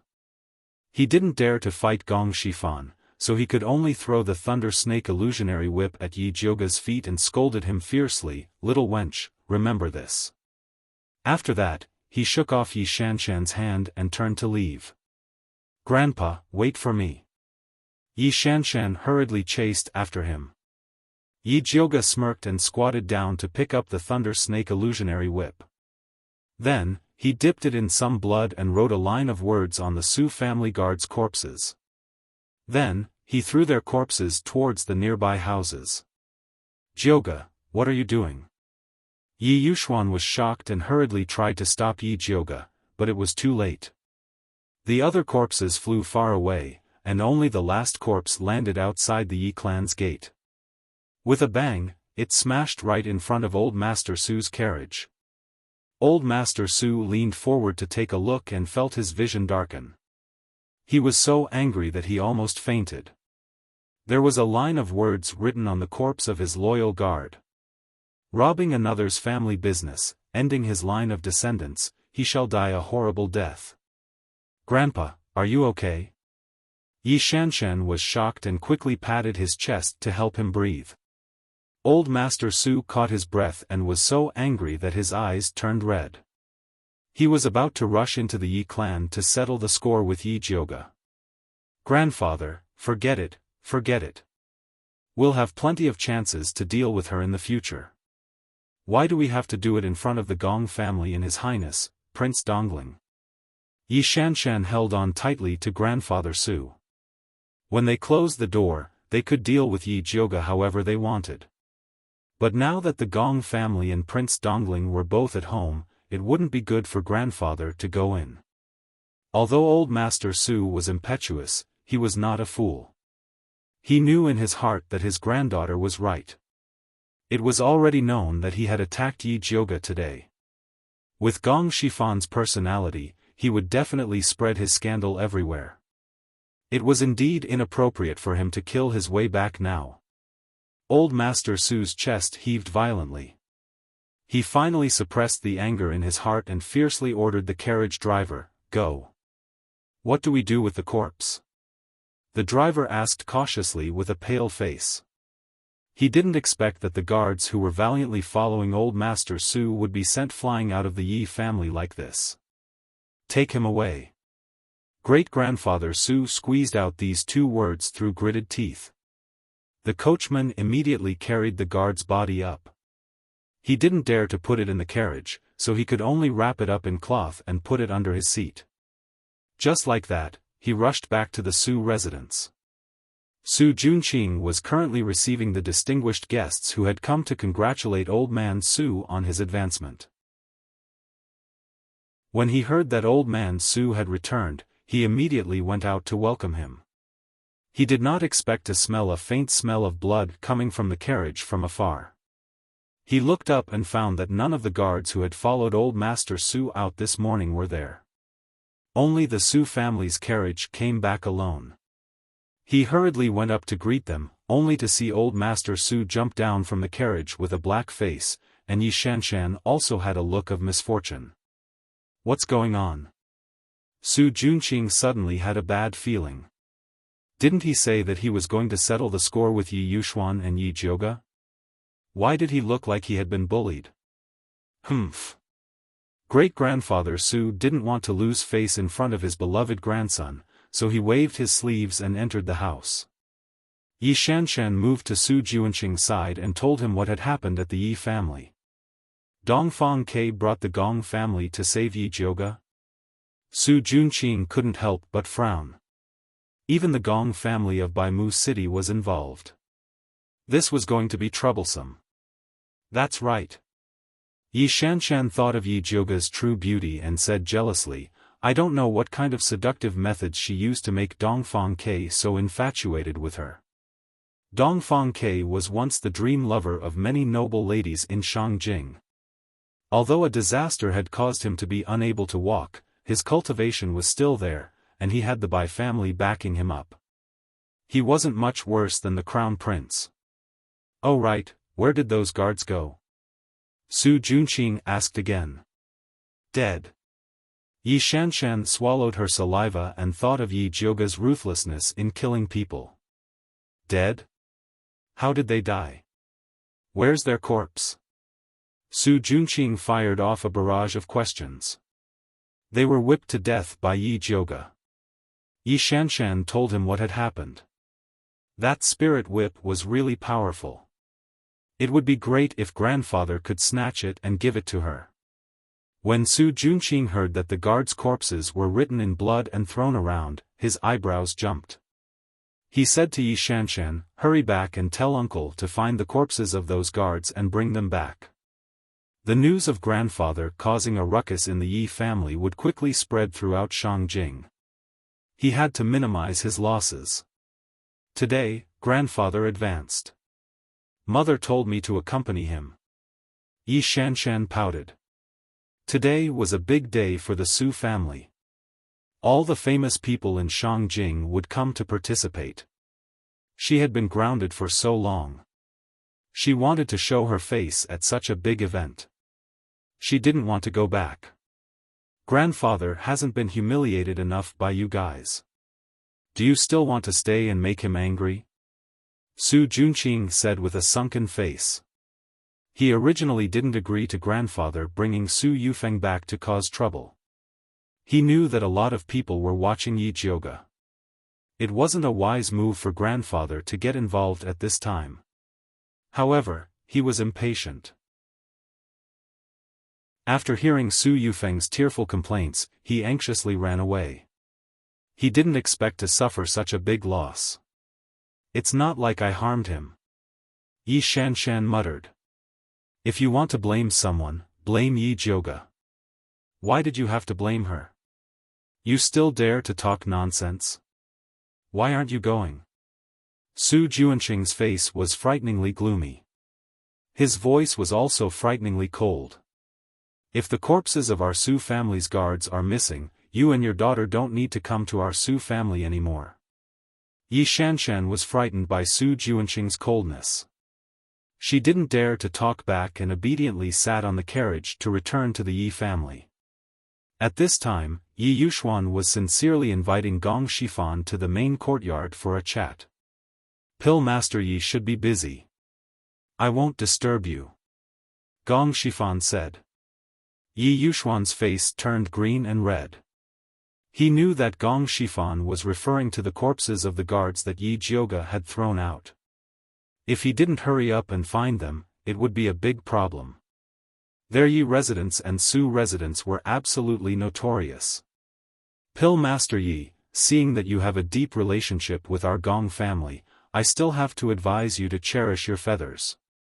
Don't ruin your reputation because of unrelated people. Gong Shifan paused and then said indifferently, after all, this mansion used to be surnamed Yun. You might have forgotten, but we haven't. When Yi Yuxuan heard this, the blood on his face disappeared. Although he was standing under the sun, he felt as if he had been stripped naked and thrown into the bone-chilling snow. He had lost all his face. Chapter 105. Su Yufeng saw that the situation wasn't right. She was afraid that Yi Yuxuan would really be moved by Gong Shifan's words, so she clutched her stomach and cried out, "Master, this concubine's stomach hurts." Yi Yuxuan came back to his senses and hurriedly went to support her. After that, he hurriedly bid farewell to Gong Shifan and Dongfang Quebec. My body isn't feeling well, so I won't be accompanying the two of you. After that, he helped Su Yufeng up and quickly left, looking like he was fleeing. Seeing Yi Yuxuan and Su Yufeng lose face, Yi Jioge felt an indescribable joy in his heart. She walked towards Gong Shifan and Dongfang Ke, bowing solemnly. Grandmaster Gong, Your Highness Prince Dongling, Jioge will definitely remember the kindness you have shown me today. If they hadn't stopped her in time, she would have killed old Master Su out of anger, and the Thunderfire Needle would have been exposed. Miss Yi, you don't have to be so polite. Gong Shifan helped her up and laughed heartily. In the past, Master Yun had once gifted me a pill. Today, I have repaid the old man's kindness. Yi Jioge knew that Gong Shifan was just being polite, but he was still very grateful to him. Young Lady Yi, Old Man Su is narrow-minded and vengeful. I'm afraid he will still deal with you. If you need any help from our Gong family, you can use this token to find us. Gong Xiaofan took out a palm-sized black token and handed it to Yi Jioge. There was a mysterious eye engraved on the token, and inside it was the word palace in flamboyant calligraphy. In the Azure Billow continent, the color of black was respected, and this token was obviously very valuable. Yi Jioge had not expected that Gong Xiaofan would actually give her a token. Her questioning gaze immediately landed on Dongfang, Quebec. After all, he was the one who had brought her here. Dongfang nodded and indicated for her to accept the token. Yi Jioge hesitated for a moment before accepting the token. He cupped his hands in thanks and said, "In that case, I'll thank Master Gong first. Miss Yi, you're too polite. I still have something to do, so I'll take my leave." Gong Xiaofan cupped his hands and left in a flash. "Your Highness." Yi Jioge looked at Dongfang, Quebec. What was going on? She had to be given an explanation. It's not convenient to speak here. Can eldest miss find another place? Dongfang said in a low voice. If Prince Dongling doesn't mind, why don't you come and have a seat in my courtyard? Yi Jioge said. Mother Qing was injured, she did not want to leave Yi Mansion. All right. Dongfang nodded. Yi Jioge wanted to go back and help Mother Qing, but he was rejected. No, this old servant can walk. Mother Qing leaned on Zhenju and said. She was just a servant. How could she let the eldest miss help her up personally? If word got out, others would think that their Purple Forest Park was a place without rules. Eldest miss, rest assured. This servant can support Mother Qing. Zhenju used to work as a watering maid. Although she didn't have much else, she still had a lot of strength. Seeing that Mother Qing insisted, Yi Jioge didn't force her. Returning to Purple Forest Park, Yi Jioge insisted on giving Mother Qing a new diagnosis and treatment. After using medicine to stabilize her condition, he went to greet Dongfang, Quebec. Dongfang was deep in thought under the red flower tree in Yi Jioge's courtyard. He didn't even notice Yi Jioge walking over. What is your highness thinking about? Yi Jioge poured him a cup of hot tea. Dongfang came back to his senses. Looking at Yi Jioge's delicate and beautiful face under the sunlight, he couldn't help but lower his eyes and say, Eldest miss, are you wondering why the Gong family is showing goodwill towards you? That's right. Yi Jioge didn't feel that the Gong family and grandfather's relationship was that good. Even if there was a relationship where they gave him medicine, it should be based on a transaction of gold and silver. That's because I told them that your medical skills are superb. You were even able to cure the demonic poison in my body and noble consort Xi's strange illness. Dongfang raised his head and looked at Yi Jioge apologetically. I didn't discuss it with you before making a decision. You won't blame me, right? You also want to help me. Why would I blame you? Yi Jioge smiled and asked, does the Gong family have a patient? An, the youngest son of the Gong family's current patriarch, not only has a purple aptitude, he also inherited the Gong family's purest eye technique bloodline. At such a young age, he has already cultivated the white pupil technique. However, a year ago, he suddenly contracted an eye disease and became blind. The Gong family searched for spiritual doctors all over the world to treat him, but unfortunately, he still hasn't recovered, Dongfang slowly said. Yi Jioge pondered for a moment, then said, I haven't seen the Gong family's young master's eyes, so I can't guarantee that I can cure him. The cause of blindness was complicated and not easy to treat, so she didn't dare to boast. That's not a problem. The Gong family isn't someone who only cares about the benefits in front of them. You just need to be on good terms with them. In the future, if you have news about Great Master Yun, just put in a few good words for the Gong family in front of him, Dongfang said calmly. The Gong family didn't think that Yi Jioge would be able to treat their young master's eyes. What they cared about was Yun Tianwei's reputation. A few years ago, they had wanted to use Yi Jioge to find Yun Tianwei. However, at that time, Yi Jioge was simply too useless and had no value in cooperating with him. Only then did the Gong family invite Yi Yuxuan over to refine pills. If Yi Jioge hadn't said that she had obtained the treasure that her grandfather had specially left for her in the 10,000 feet abyss, the Gong family wouldn't have come forward to help her. Alright then. How could Yi Jioge dare to say that the matter of her being in the 10,000 feet abyss was fake? She was still searching for her grandfather's whereabouts. However, if the Gong family's goodwill was only for her to help treat the illness, then it wouldn't be a big deal. Her medical skills couldn't be compared to her grandfather's, but it was still much better than Yi Yuxuan's. If she had the chance, she would flip through Yi Yuxuan's medical records and see what medicine he had given to the Gong family's young master. Mr. Xiaofan is a forthright person and is someone worth befriending. You don't have to worry. Dongfang Ke was afraid that Yi Jioge would feel burdened, so he comforted her. I thought that the relationship between the Gong family and the Crown Prince would be better. Dongfang Ke's eyelids drooped slightly, his tone carrying a hint of ridicule. The Crown Prince always has a good relationship with any aristocratic family. Dongfang Ke's eyelids drooped slightly, his tone carrying a hint of mockery. The Crown Prince had always been high profile, especially when it came to the Gong family. He would make a big fuss, as if he was afraid that others wouldn't know that he had a good relationship with the Gong family. Yi Jioge immediately knew that if he really had a good relationship with the Gong family, then he and Gong Xiaofan should have come. It's getting late, I'll take my leave first. Dongfang Ke was an outsider after all, so it wouldn't be good for him to stay at Yi Jioge's place for too long. I'll send you off. Yi Jioge stood up and wanted to send Dongfang Ke off. No need. Dongfang Ke waved his hand and said, there are many things to do in your courtyard, go busy yourself. I'll go out by myself. Yi Jioge thought of Mother Qing's injuries, so she didn't insist and asked Zhenju to help send the guest off.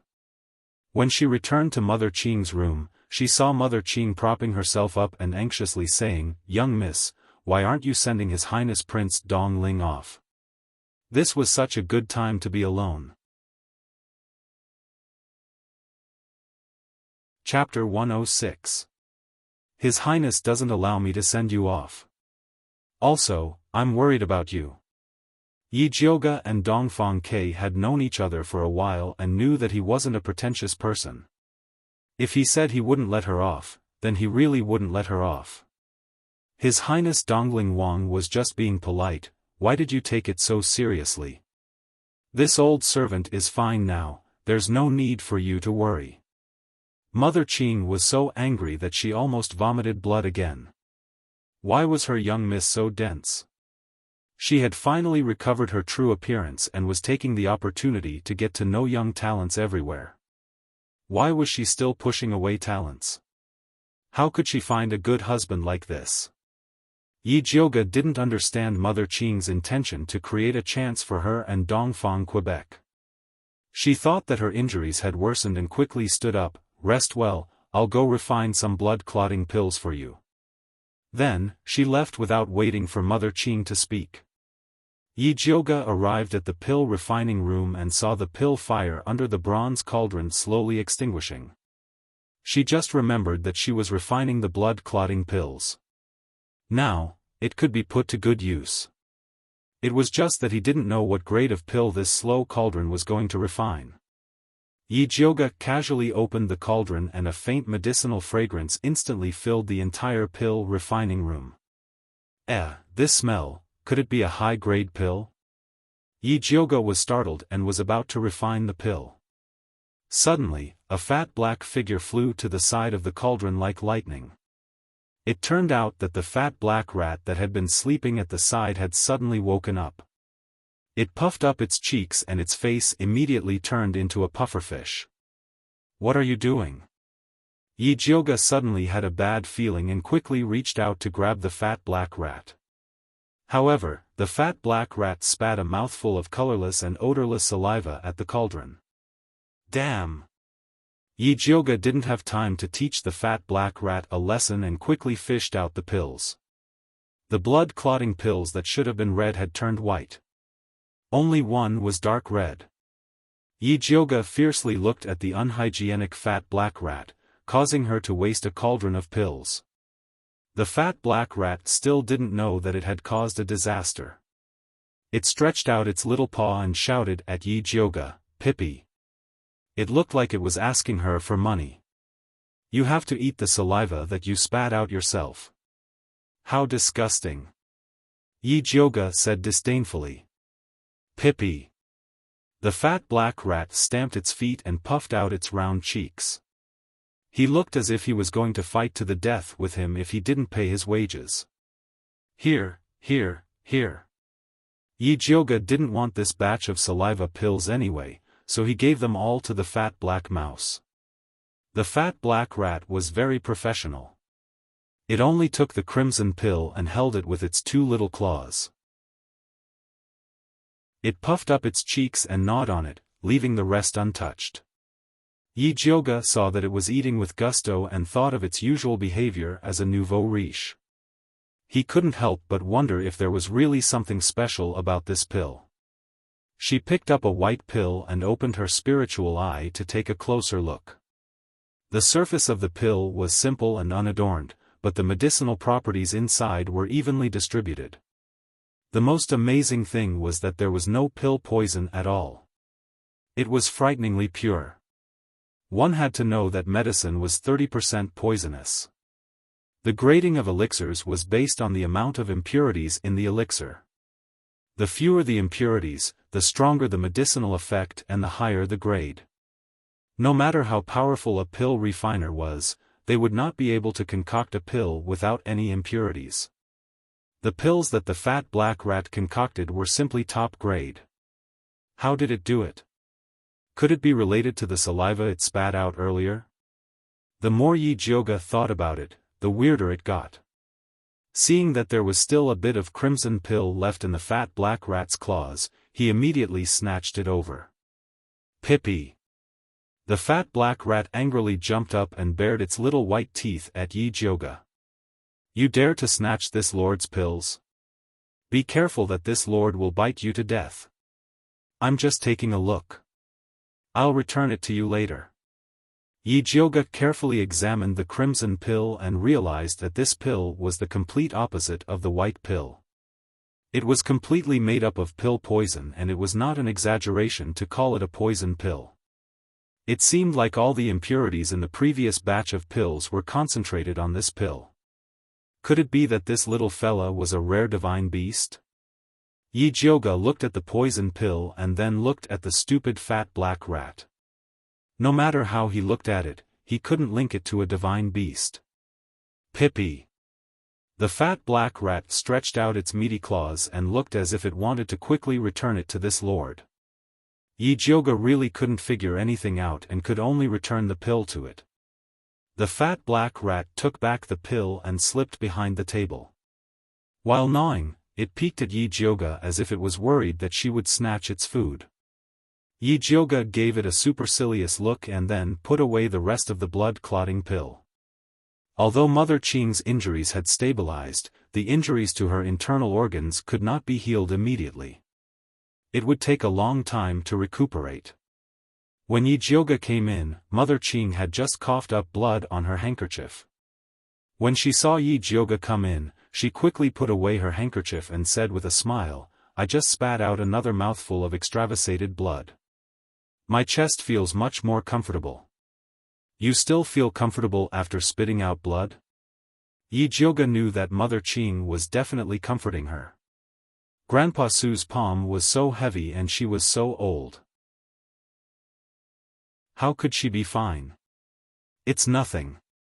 I'll be fine in 2 days." Mother Qing shook her head and said, "I just refined a batch of blood-clotting pills. You can try one." Yi Jioge took out a jade bottle and poured out a milky white blood-clotting pill. I'm already fine. Why would I need to eat pills? Eldest miss, you can keep it for yourself. By the way, Lord Bai and Lord Wan often travel outside. What they need the most is this kind of pill. If you send it to them, they will definitely be very happy. Mother Qing felt that since she was staying in the courtyard and did not go out, she could slowly recuperate from her injuries. Eating pills was too wasteful. Yi Jioge knew that Mother Qing always felt that a servant like her did not deserve to eat good pills. She was very stubborn on this matter. So, he changed his words, "This batch of pills is a new formula that I developed. I don't know how effective it is. So, I want you to help me test the efficacy." Test the efficacy? Okay. Mother Qing immediately nodded her head in agreement. Yi Jioge was afraid that the efficacy was not enough. So, he directly gave her 2 pills. Mother Qing swallowed it without hesitation. She suddenly felt 2 clear springs rising from her dantian. The originally dull pain in her internal organs was so comfortable that it did not hurt at all. Eldest miss, the pills that you refined are too powerful. Mother Qing was old and had suffered countless injuries. So, she was very clear that she would have to lie in bed for at least 1 or 2 months. But, she did not expect that after eating 2 pills from Eldest Miss, she would actually be fine. It was even more powerful than the best quality blood-clotting pills sold in pharmacies. As long as it's effective. Yi Jioge was very satisfied with the effect of this pill. She decided to use the small bronze cauldron to refine the detoxification pill for noble consort Shi. However, she was worried that the fat black mouse had already spat once today. She was afraid that it would not be able to spit out anymore. So, she decided to refine it tomorrow. Chapter 107. After dinner, Yi Jioge sat on the chair and began to think about things. Thinking about how to detoxify imperial concubine Shi. Thinking about whether the news of Nurse Su's death had spread. Thinking about the young master of the Gong family who had an eye disease. At this time, Pearl came over with a cup of freshly brewed rose tea and said softly, "Eldest miss, drink tea." Although Mother Qing had recovered after taking the hemostasis pill, Yi Jioge still asked her to continue to rest in bed and recuperate, so Pearl went into the room to serve. Yi Jioge took a sip of the rose tea and asked, "What are Master and Madam doing now?" "I heard that Master sent a lot of guards to go door to door to find the corpses of the guards of the Su family. Now 5 have been taken back, and the last one can't be found. Madam is so anxious that she can't even eat," Pearl said with a smile. When the people of Purple Forest Park heard that the people of Ink Garden were not living well, they felt indescribably happy. Yi Jioge's mouth hooked up, showing a satisfied smile. This was the effect she wanted. She thought that this was enough to damage the face of the Su family and Yi Yuxuan, but she didn't know that Wan Xiang still had a surprise waiting for her. At this time, Zhenzhu said another piece of news. "By the way, eldest miss, this servant heard from a maid in the sprinkling courtyard that the garbage collected from our courtyard has been turned into a mess recently. Many maids in charge of cleaning have been scolded, and their monthly wages have been deducted a lot." Pearl was the child of a family and was very popular in the sprinkling courtyard. Although she was promoted to a maid in Purple Forest Park, she often went back to see her former sisters. She didn't put on airs at all, so everyone liked to talk to her about everything. The entire Yi mansion was cleaned by the sprinkling courtyard. They went out early and returned late. They often saw some strange things and told Pearl as a joke. When Yi Jioge heard this news, she immediately thought of the person who was watching her in Yi mansion. Could it be that person guessed her movements from the garbage sent out by Purple Forest Park? Yi Jioge pondered for a moment and ordered Pearl, "Go to the sprinkling courtyard and ask when the garbage has been turned over and if anyone has turned it recently." "I know." Pearl nodded. Mother Qing also told her that Xilin Garden was being monitored, so she paid special attention to collecting these clues. You've done well in this matter. After it's done, I'll reward you handsomely. Yi Jiuge felt that Pearl really had the talent to be an intelligence agent. It was a pity that she was just a mortal and didn't have spiritual roots. Otherwise, he could have nurtured her well. Thank you, young Mississippi, Pearl smiled happily. The reward was not the most important thing. The most important thing was that the first miss did not conceal her appreciation, which made her feel that she was an unusual maidservant. All right, if there's nothing else, you can go now. Yi Jiuge looked at the dark sky outside the window and decided to go out for a stroll. Yes. Pearl retreated tactfully. Yi Jiuge returned to the inner room and changed into his night clothes. Like a ghost, he evaded the patrolling guards in the manor and sneaked into Yi Yuxuan's study to search for the place where he hid the medical records. At this moment, Zi Shang's lazy voice rang out, left corner. You're awake? Yi Jiuge immediately straightened up. Zi Shang had just woken up and was using the soul contract to secretly read Yi Jiuge's memories so that he could understand what had happened while he was away. He just happened to read that Yi Jiuge wanted to find Yi Yuxuan's medical records, so he casually gave her some pointers. Although Yi Jiuge had a lot of questions to ask Zi Shang, she knew that now was not the time. She followed Zi Shang's pointers and walked around the left corner. Sure enough, she found a secret compartment under a floor tile. There was a large brown book and a small red booklet inside. The large booklet recorded Yi Yuxuan's connections. The small booklet recorded his most important clients. The medical record of Gong family's young master, Gong Baiyu, was in it. Yi Jiuge carefully flipped through the case and found that Gong Baiyu's illness was indeed very strange. No, it should be said that he had no illness at all. Aside from being unable to see, he didn't feel any discomfort. His pulse was also very healthy and strong, and there were no signs before he lost his sight. This kind of illness without any evidence was the most difficult to treat.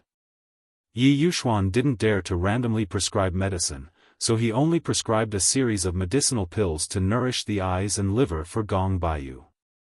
The liver governed the eyes, and most eye problems were related to the liver. There was no problem with Yi Yuxuan's prescription. However, the problem was that the liver was of the wood attribute, while Gong Baiyu had an earth spiritual root. Wood restrained earth, so blindly nourishing the liver would only make the wood spiritual root flourish, and it would instead restrain Gong Baiyu's spiritual power. Yi Yuxuan was treating the symptoms but not the root cause. If Gong Baiyu continued to treat him, he would be crippled sooner or later. However, she couldn't find a way to treat Yi Jiuge. Moreover, Yi Yuxuan was a 5th-rank alchemist, while she was only a 2nd rank. Even if she told the Gong family that Yi Yuxuan treated him incorrectly, they might not believe her. This matter still needed to be planned slowly. Fortunately, Yi Yuxuan didn't dare to use too much medicine, so Gong Baiyu wouldn't have any problems for a while. There was still a lot of time for her to consider. After Yi Jiuge put the booklet back into the secret compartment, she quietly returned to Purple Forest Park. She was just about to ask Zi Shang about the origins of the small bronze cauldron and the fat black rat when she heard Zi Shang say viciously, "Su clan's old bastard actually dared to treat you like this." So he had already read the memories of old Master Su taking advantage of his position to bully others. What made him even more furious was that it was Dongfang Ke who brought people to help Yi Jiuge. What's the point of saying all this now? Yi Jiuge rolled her eyes, showing disdain towards Zi Shang's belated actions. Why is it useless? Zi Shang's voice was gentle, but it was filled with killing intent. The temperature of the entire courtyard instantly dropped. What do you want to do? Yi Jiuge suddenly had a bad feeling in her heart. Naturally, I want to help you take revenge. Zi Shang's tone was cold, and his killing intent was everywhere. Old Man Su is a spirit master, he isn't that easy to deal with. Yi Jioge frowned. This was the human race's territory. If Zishang accidentally exposed himself, it would be troublesome. You don't need to worry about this. Just as Zishang finished speaking, Yi Jioge felt pain from the purple mark on her wrist. She pulled up her sleeve and looked down. She discovered that the purple mark seemed to be on fire, and a snake-shaped purple light shot towards the Su clan. Zishang, don't do anything rash. Yi Jioge yelled in exasperation. Old Master Su was considered to have some status in Shangjing. If something really happened, the Su clan definitely wouldn't let it go. What if they found out that it was her? Don't worry, this sovereign won't kill him. Zishang said calmly. Then what do you plan to do? Yi Jioge couldn't be at ease without asking clearly. You'll know tomorrow. Zishang's voice gradually sank, as if he had gone into hibernation again. Yi Jioge was about to vomit blood. This unreliable demon snake, why did it always cause trouble for her before it went into hibernation? Chapter 108. How could Yi Jioge wait for tomorrow? She used the Yi clan's special signal to summon Yi Yu. After about the time it took to drink a cup of tea, Yi Jioge's window was lightly knocked. She opened the window and there was no one outside. If it was someone else, they would have been scared half to death. Yi Jioge skillfully said, "Come in." Something brushed past the window and then Yi Yu appeared in Yi Jioge's room, revealing a white jade-like beautiful face. "Big miss, why are you looking for me?" Yi Yu had been cultivating and hadn't been summoned by Yi Jioge for a long time. "Help me keep an eye on the Su clan. If anything happens, report to me immediately." Yi Jioge said and then added seriously, "Keep an especially close eye on Old Man Su." Yi Yu was a bit shocked.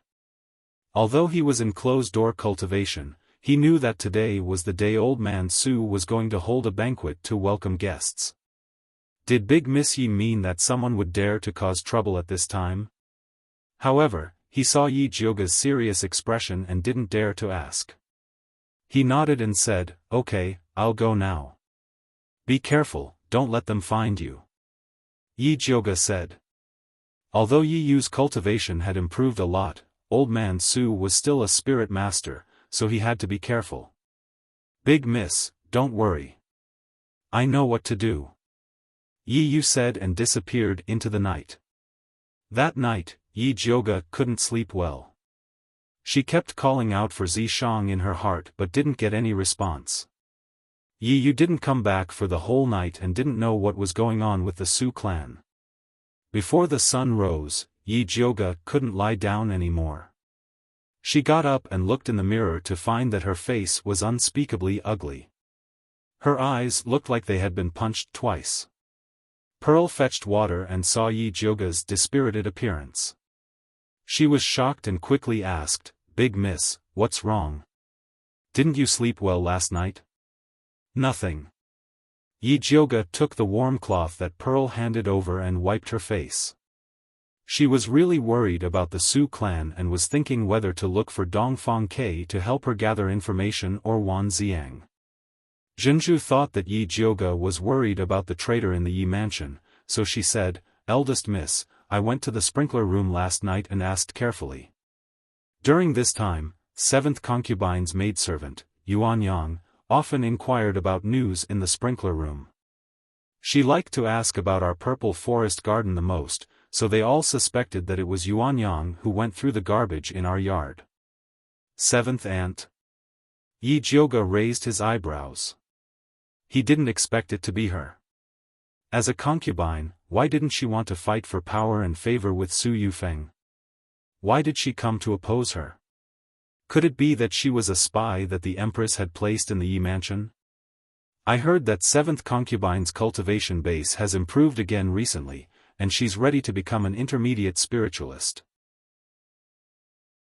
Zhenju revealed another piece of gossip. She advanced again. Yi Jioge was shocked. She remembered that seventh aunt had entered the family 2 years ago when she had just become a rudimentary spiritualist. Although her cultivation base had improved a lot with the help of Yi Yuxuan's medicinal pills these years, there should still be a long way to go before she became an intermediate spiritualist.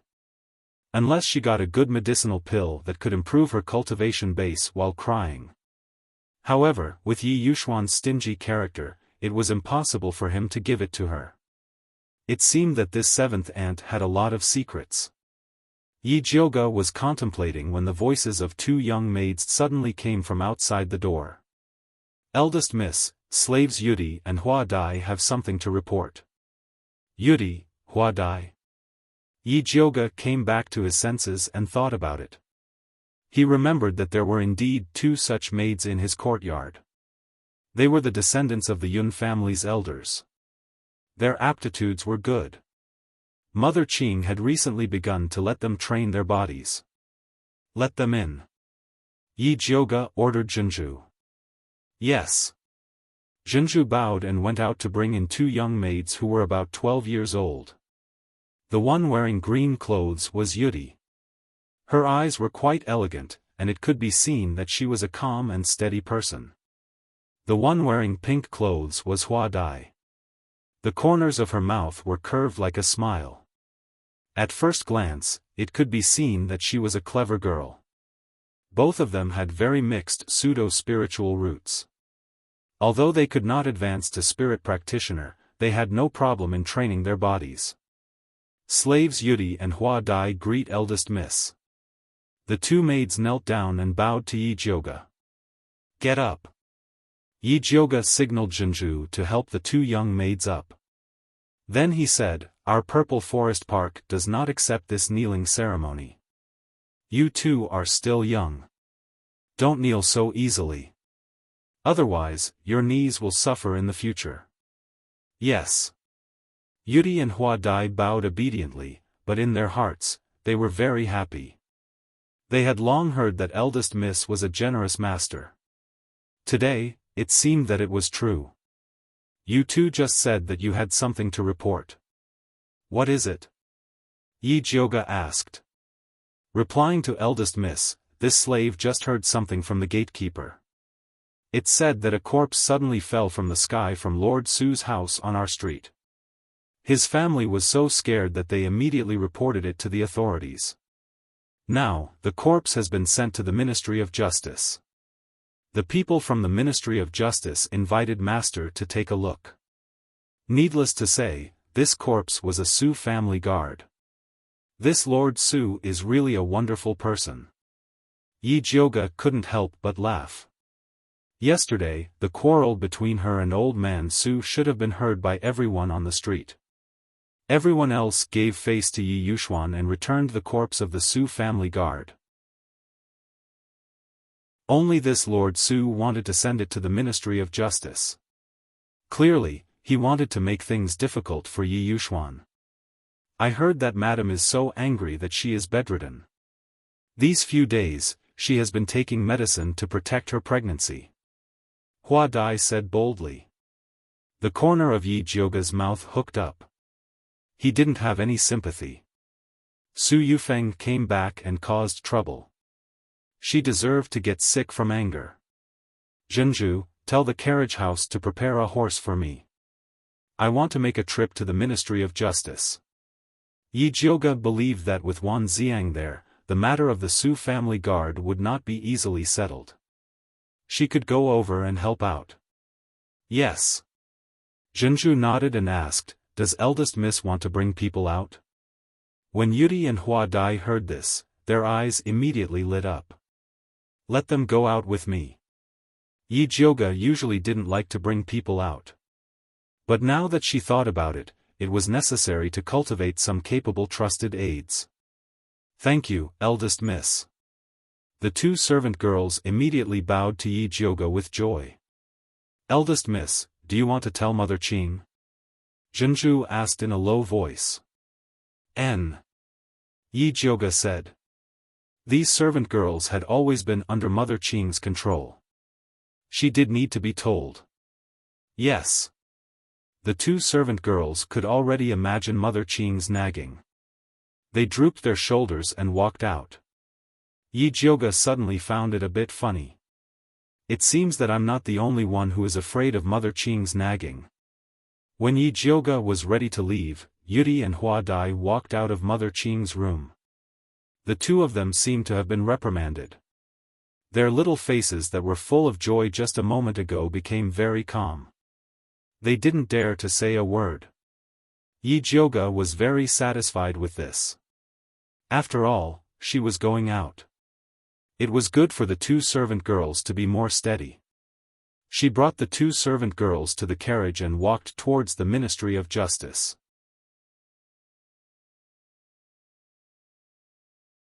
Chapter 109. Yi Jioga went to the Ministry of Justice and said he wanted to see Wan Xiang. The guard at the door went in to make the announcement. Unexpectedly, Wan Xiang and Bai Songling came out to greet him. "Miss Yi, why didn't you say you were coming?" Bai Songling asked. "I heard that someone from the Ministry of Justice came to identify my father's body, so I wanted to come and see." "Where is my father?" Yi Jioga asked. Bai Songling heard this and suddenly said with a strange expression, "Didn't you hear that something happened to the Su family?" "What happened?" "Old man Su didn't die, did he?" "I heard that old man Su drank too much last night and suddenly didn't wake up. We invited a lot of spiritual doctors to see him, but it was useless. Your father has already rushed over," Bai Songling said gloatingly. They all heard that old man Su brought Su Yufeng back to the Yi family to bully Yi Jioga yesterday. That was why they wanted to use the body of the Su family's guard to do something. They didn't expect that old man Su would die before they could do anything. "I see." Yi Jioga was slightly relieved. It was good that he didn't die. "Miss Yi, old man Su fell ill after making trouble at your house yesterday. I'm afraid that the Su family will blame it on you. You have to be careful," Wan Xiang said. He had been investigating the Su family and knew that they were unreasonable scoundrels. It was possible that they would slander Yi Jioga. Different situations call for different actions. With Zi Shang around, the Su family should be the one to be careful. But Miss Yi, you don't need to worry too much. The cause of old man Su's illness is still unknown. I guess the Su family doesn't have time to care about other things." Bai Songling comforted her. Yes. Yi Jioga was glad that old man Su was only in a coma. If he really died suddenly, the Su family would definitely bite people everywhere like a mad dog. This is not a good place to talk. Why don't we go to the Yuwu tea house? Bai Songling had something to ask Yi Jioga. Okay. Yi Jioga also had something to ask them for help. "Miss Yi, get in the carriage first. I will go back and tell them to send the body back to the Su family." Bai Songling squinted her eyes and smiled, "It'll make the Su family more trouble." "Yes." Yi Jioga nodded. Bai Songling and Wan Xiang went to the Misty Rain tea house together after explaining everything. Bai Songling waited for the waiter to serve tea and snacks and told him something about the Su family. Then she asked Yi Jioga, "By the way, Aunt Hongxiu sent a message yesterday saying that Nanny Su was missing. She couldn't find her in the entire harem. She guessed that something might have happened to Nanny Su. I wonder if Miss Yi has heard of this news?" Ever since Yi Jioga revealed Wet Nurse Su's identity as an evil cultivator, Aunt Hongxiu had been paying close attention to her every move. Therefore, when they found out that she was missing, they immediately spread the news. Bai Songling compared the time and found that the day when Mammy Su disappeared was the day when Yi Jioga went into the demonic beast forest to collect herbs. She had some guesses in her heart. "I haven't heard of this before. Do you think the Empress sent Nanny Su to do something else?" Yi Jioga said casually. She was not worried that others would suspect her. After all, with her cultivation, it was impossible for her to kill Nanny Su no matter how she looked at it.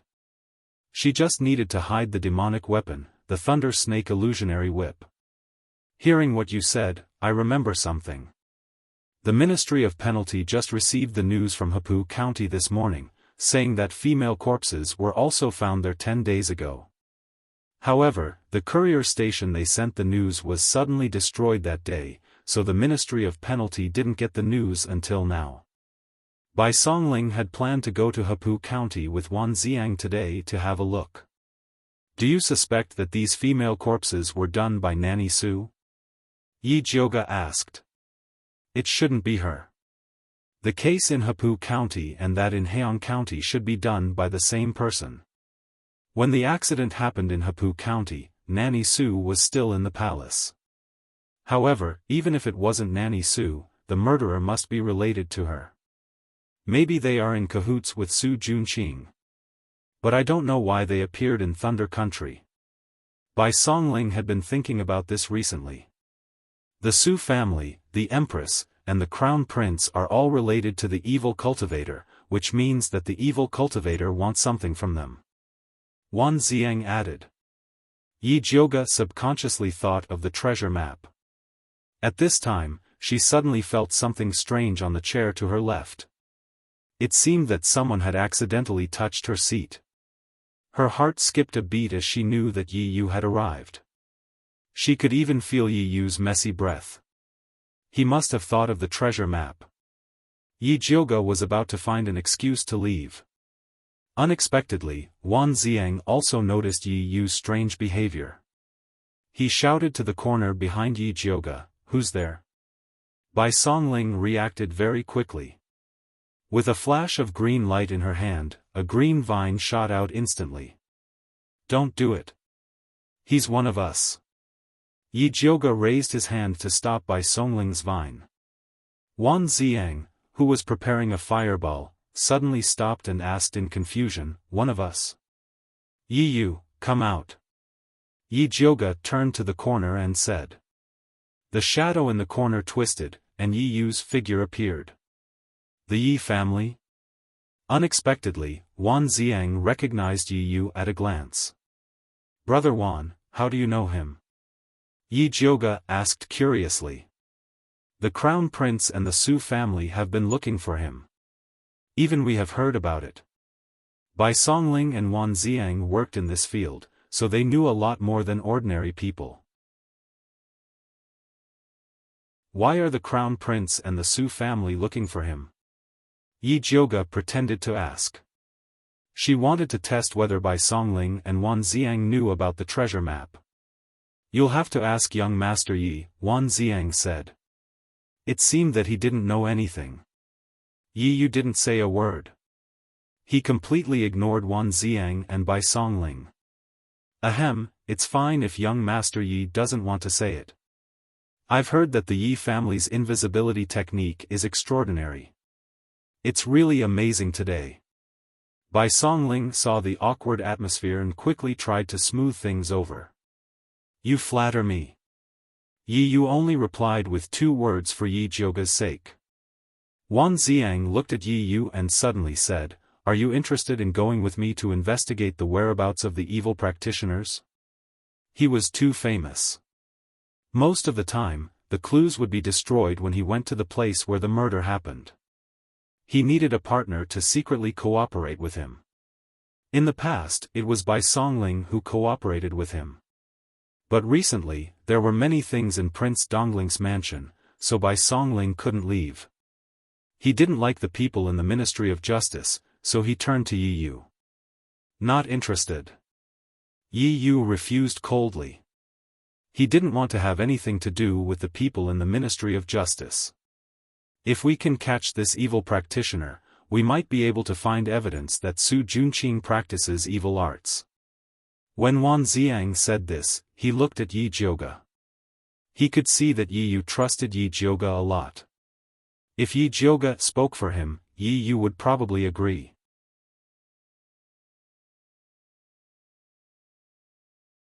Chapter 110. I want to talk to Yi Yu alone. Yi Jioga said calmly. "Okay. Wan Xiang and Bai Songling left the room immediately. "Miss, you don't have to say anything. I won't go with them," Yi Yu said before Yi Jioge could speak. He hated Su Junqing, not the heretic. "Not even to save your sister?" Yi Jioge sighed. He didn't tell Yi Yu about Yi Yunji because he was worried it would affect his cultivation. But Wan Xiang was right. Su Junqing was too difficult to deal with. It was rare to find an arrogant and brainless heretic. If he could find him, he could get more clues. "What do you mean, miss?" Yi Yu's heart trembled. "Sorry, I've been hiding it from you." Yi Jioge told him what happened in the basement and said, "If what the heretic said is true, Su Junqing should have sent your sister to a heretic who is more powerful than him." Yi Yu's face turned pale. The red mole between his eyebrows seemed to have lost its color. Then his body trembled and his breath became chaotic. There was a trace of blood at the corner of his mouth. Yi Jioge quickly helped Yi Yu to sit down. She felt his pulse and found that his cultivation had reversed. He was showing signs of qi deviation. She quickly used acupuncture to help Yi Yu adjust his qi. Yi Yu vomited a mouthful of blood. Then he regained his breath. Fortunately, he had been cultivating recently. Even if his mind became chaotic, he could quickly protect his dantian.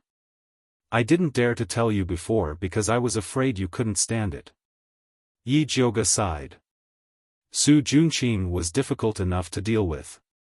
Now that Yi Yunji was in the hands of a heretic who was more powerful than Su Junqing, it was even more difficult to save her. What was more difficult was that they didn't even know who the heretic was. Where was he? They knew nothing. Yi Yu sat in the same place and said slowly after a while, "Tell Wan Xiang that I'm willing to investigate the heretic with him. His sister was his only family in this world. Even if she did something irreparable, he should be the one to punish her on behalf of the family instead of letting her fall into the hands of the heretic." So no matter how difficult it was, he had to do it. Okay. Yi Jioge knew that Yi Yu would agree, so he went out and called Wan Xiang in. Wan Xiang didn't know what Yi Jioge said to Yi Yu, but looking at his pale face and gloomy eyes, he knew that it must have been something very painful. He could not help but think of himself, and felt a sense of empathy for Yi Yu. The subtle enmity between him and Yi Yu from before had dissipated quite a bit. When does Big Brother Wan plan to set off to investigate the evil cultivators?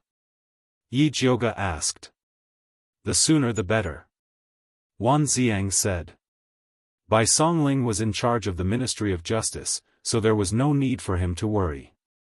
"We will depart in an hour," Yi Yu said coldly. "So fast?"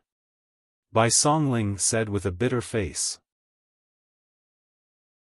Wan Xiang was considered a pillar of the Ministry of Justice. If he suddenly left, he would be very busy. "All right, we'll pack up and leave immediately." Wan Xiang nodded. He was very appreciative of Yi Yu's swift and decisive actions. "That's right, Big Brother Wan, you don't need to hide this evil cultivator investigation anymore. It's best to spread this matter, the bigger the better."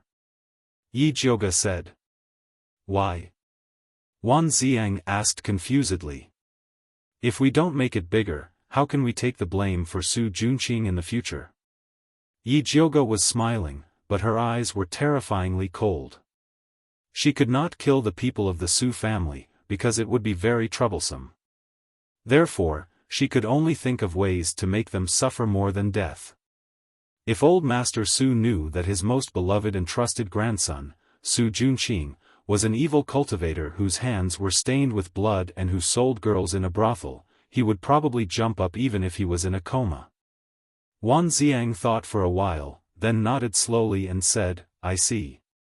They had been suppressing this matter before, because they were worried that if it was spread out, the people would panic, and some lawbreakers would take the opportunity to disturb the people or swindle and collect money. But Yi Jioge was right. If they did not make it bigger, Su Junqing was likely to escape even if they had something on him in the future. Water could carry a boat, but it could also capsize it. If they wanted to completely destroy the Su family, they had to make use of public opinion. Wan Xiang and Yi Yu had to hurry to Hepu County to investigate, so they planned to leave first and let Bai Songling take Yi Jioga back. Before they left, Yi Yu told them one thing. Great-grandfather Su hadn't suddenly fainted when he was drunk, but when he went to the toilet. It was said that he was covered in feces from head to toe and almost suffocated to death in the toilet. What a disgusting piece of good news, Bai Songling said to Yi Jioga with a smile. I don't think I can eat today. Yi Jioga smiled and then said to Bai Songling, Brother Bai, I want to ask you to help me investigate someone. Who? Bai Songling asked. The seventh concubine of the Yi family, Mu Xianglan, 20 years old, a beginner-stage wood spirit practitioner. Yi Jioga carefully told him the information about the seventh concubine. Why do you want to investigate this seventh concubine? Bai Songling felt very strange. There should be no conflict between father's concubine and her. I suspect that she is a spy placed in the Yi family by the empress. Yi Jioga roughly told him that the seventh concubine had been monitoring him. Her Majesty's hand really extends too far. She even grabs the backyard of other people's house. Don't worry. I will definitely help you investigate this matter. Bai Songling immediately took it to heart when she heard that it was related to the empress. Thank you. Yi Jioga knew that it was right to ask Bai Songling for this matter. His hatred for the empress was the same as Yi Yu's hatred for the Su family and Wan Xiang's hatred for the evil cultivator. After Yi Jioga and Bai Songling said goodbye, they got on the carriage. He saw that Yu Dai and Hua Dai were sitting obediently in the car. They didn't ask too many questions and behaved quite well. Yi Jioga was quite satisfied with them and decided to go back and say good things about them to Mother Qing. When she returned to Purple Forest Garden, she happened to see Mother Qing walking in the yard. She suddenly frowned. Who let you out? This old servant is about to go moldy, so I want to go out for a walk. Mother Qing smiled flatteringly. It's better to go moldy than to leave a root cause of illness. You are already so old, do you still want me to teach you?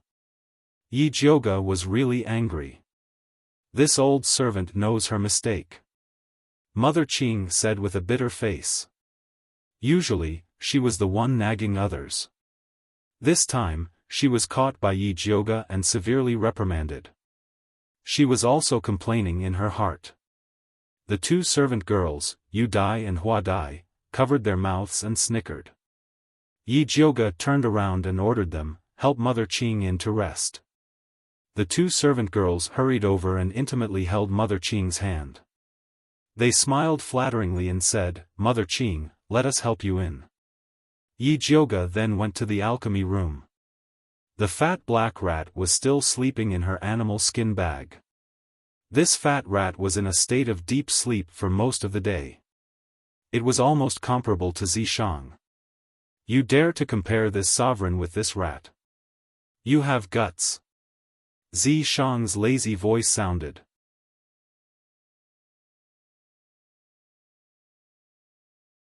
Chapter 111. Yi Jioga didn't expect Zishang to wake up at this time. After a moment of daze, she immediately asked, Tell me, what did you do to old man Su? Nothing, I just sealed his 5 senses. Zishang said faintly. That's too cruel. Yi Jioga was speechless. She knew Zishang was cruel, but she didn't expect him to be this cruel. Sealing one's 5 senses was isolating one's reaction to the outside world. Unable to speak, unable to move, unable to feel anything, but one's mind was still very clear. This feeling was as terrifying as sinking into the darkest sea. Old man Su was probably going crazy. I'm already very kind. If they were in the Yao clan, he had thousands of ways to make old man Su's life worse than death. Then I thank you on his behalf. Yi Jioga said sincerely. I helped you vent your anger, don't you want to reward me? Zishang appeared and pulled Yi Jiuge into his arms. Did I beg you to go? Yi Jiuge pushed him away very coldly and heartlessly. This guy made her unable to sleep well last night, and now he had the face to ask for a reward. Giving him 2 slaps was more like it. Little Jiuge? Zishang's slender eyebrows slightly raised. That pair of dark purple eyes were like amethysts hidden deep in a mine, flashing with a mysterious light as he stared deeply at Yi Jiuge. Yi Jiuge saw that Zishang's beautiful face was now a little pale, and she couldn't help but feel a trace of guilt. Zishang had to sleep for a few days to pass his power to her. This time, dealing with old man Su must have consumed even more Yao energy. No matter what, he was trying to help her, and it wasn't right for her to be so heartless to him. Take the reward. Yi Jiuge extended his index finger and said very generously, suck as much as you want. Zishang looked at Yi Jiuge's slender and white index finger and revealed a trace of a smile, as beautiful as a blooming epiphyllum in the night. This was the first time Yi Jiuge voluntarily let her suck his blood. Although it wasn't what he wanted, it was better than nothing. Zishang put Yi Jiuge's finger in his mouth, bit it with his sharp snake teeth, and gently sucked. Yi Jiuge was originally worried that he would cause trouble again. Seeing that he was obediently sucking blood, he felt a little uncomfortable, so he tried to find a topic to talk about. Do you have any way to make me stronger? This incident with old man Su had given her a wake-up call. She was considered powerful among rudimentary spiritualists, but there were stronger beings. She had to keep improving. Yes, as long as you dual cultivate with this sovereign can immediately make your cultivation soar. Zishang sucked on Yi Jiuge's finger, his eyes staring straight at her, indescribably charming. Change it. Yi Jiuge knew that this pervert was full of bad ideas. No more. Zishang let go of Yi Jiuge's finger, stroked her head and said, you don't have to worry too much. This sovereign will not let you face such a situation alone again. I beg you, please leave me alone. Yi Jiuge didn't want Zishang to suddenly go on a killing spree, causing her to be hunted down by the entire human race. Zishang's good intentions were treated as ill will, and his mood immediately turned sour. Both of his hands clasped onto her slender waist, wanting to deal with her. I'm warning you, don't provoke me. Yi Jiuge raised her knee and struck Zishang's lower abdomen. She definitely wouldn't let this guy get his way so easily like last time. Just when the two of them were confronting each other, sparks flew in all directions. A tender voice came from under their feet. Pippi. Yi Jiuge looked down, and met with a pair of big watery eyes. The fat black rat took out 2 red fruits from its small bag, and looked at Zishang with a fawning look, as if it was offering a sacrifice to a god. What is this? Yi Jiuge looked at the fruits that were emitting a faint fragrance, and instinctively knew that it was something good. Sacred origin fruit, it can quickly recover all of one's origin energy. He needed this thing right now, and this little thing was quite filial. Pippi. The fat black rat pushed the red fruit towards Zishang. That fawning look made Yi Jiuge really unhappy. Zishang stretched out his finger and pointed. The 2 red fruits rose up and flew into his hand. The fat black rat heaved a sigh of relief at first, then immediately puffed out its fat chest, and glanced at Yi Jiuge with a contemptuous and a little proud look. It looked as if the boss had found a backer, and little brother had to follow him. I really want to hit it, what should I do? Yi Jiuge felt his hands itch. She had been raising it for the past few days, and it went to fawn over Zishang without even paying the food expenses. Did it know who its master was? Whatever. Zishang threw the fruit into its mouth. The fat black rat suddenly looked like it was struck by lightning. You said that you would protect me after receiving the fruit. What happened to the most basic trust between beasts? Fat black rat, have you figured out who's the boss? Yi Jioge grabbed the fat black rat by the back of its neck and brought it in front of him. Pippi! The fat black rat cried out aggrievedly, and covered its small bag with a pained expression. It couldn't bear to take anything out for a long time. Forget it, I don't want your protection fee. When I refine pills later, just help me purify the pill poison like yesterday. Yi Jioge felt that it was better for him to be more realistic. Pippi sauce. The fat black rat puffed out its fat chest, indicating that it still had a lot of saliva. Scram! Yi Jioge let go. The fat black rat immediately ran away. Where did you get this rank 5 spirit rat? Xiaofan asked. Rank 5 spirit rat, you mean that fat black rat just now? Yi Jioge expressed his doubt. How could that stupid look be a rank 5 spirit rat? Spirit beasts were much rarer than demonic beasts, and beasts that had awakened their spirit were all very intelligent. Rank 1 to 3 spirit beasts were very rare. Rank 4 to 6 spirit beasts would have their own innate abilities. Rank 7 powerful spirit beasts could even transform into a human and crush demonic beasts and humans of the same rank. Although it doesn't look like one, it is indeed a high-rank spirit beast. Xiaofan only read about Old Master Su last night before he got angry, so he didn't know the origins of the fat black rat and the small bronze cauldron. It brought a small broken cauldron and came to rely on me. Yi Jioge told him what happened in the demonic beast forest. Xiaofan carefully studied the small bronze cauldron, but unfortunately, he couldn't see anything special about it. The material used to refine this medicine is something that I have never seen before in this continent, so it shouldn't be an ordinary material. However, it's damaged too much, so if I find a way to repair it, should be able to guess its origin. Xiaofan said. Who cares about its origin, it's fine as long as it's useful. Yi Jioge was very busy, and he really didn't have time to investigate the origin of a rat and a small broken cauldron. These were, after all, worldly possessions. As long as they didn't pose any threat to Yi Jioge, Xiaofan was too lazy to care about them. I'm going to refine pills, go away. Yi Jioge pushed Xiaofan away and prepared to start refining Noble Consort Shi's detoxification pill.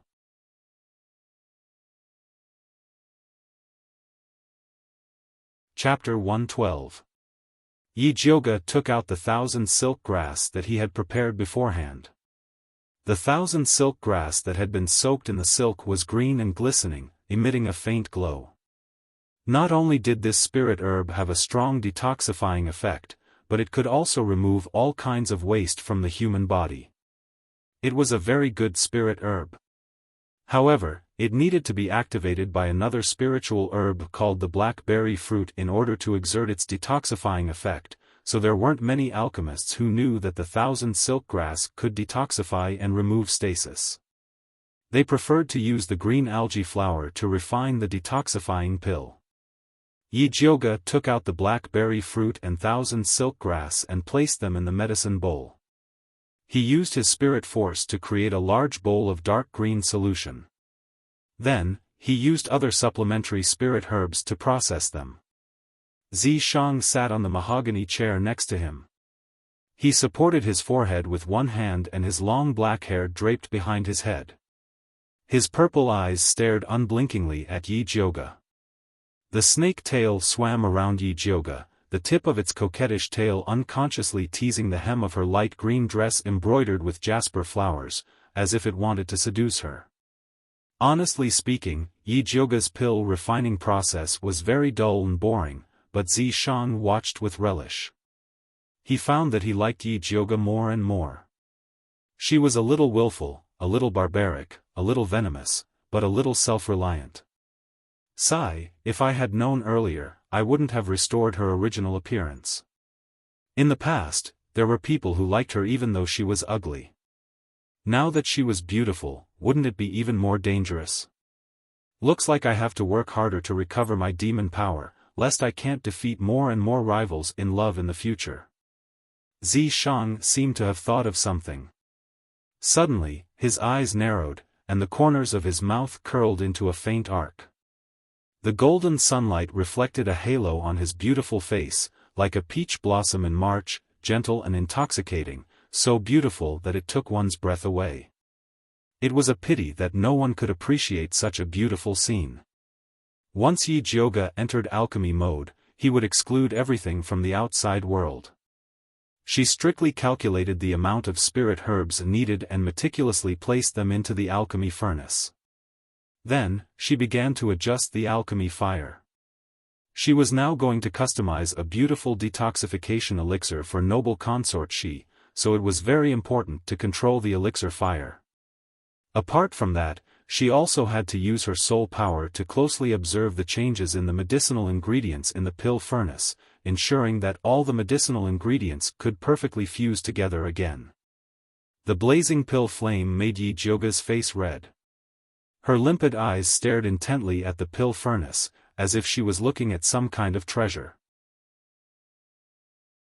The black fat rat squatted beside Yi Jioge and looked at the pill furnace with a serious expression.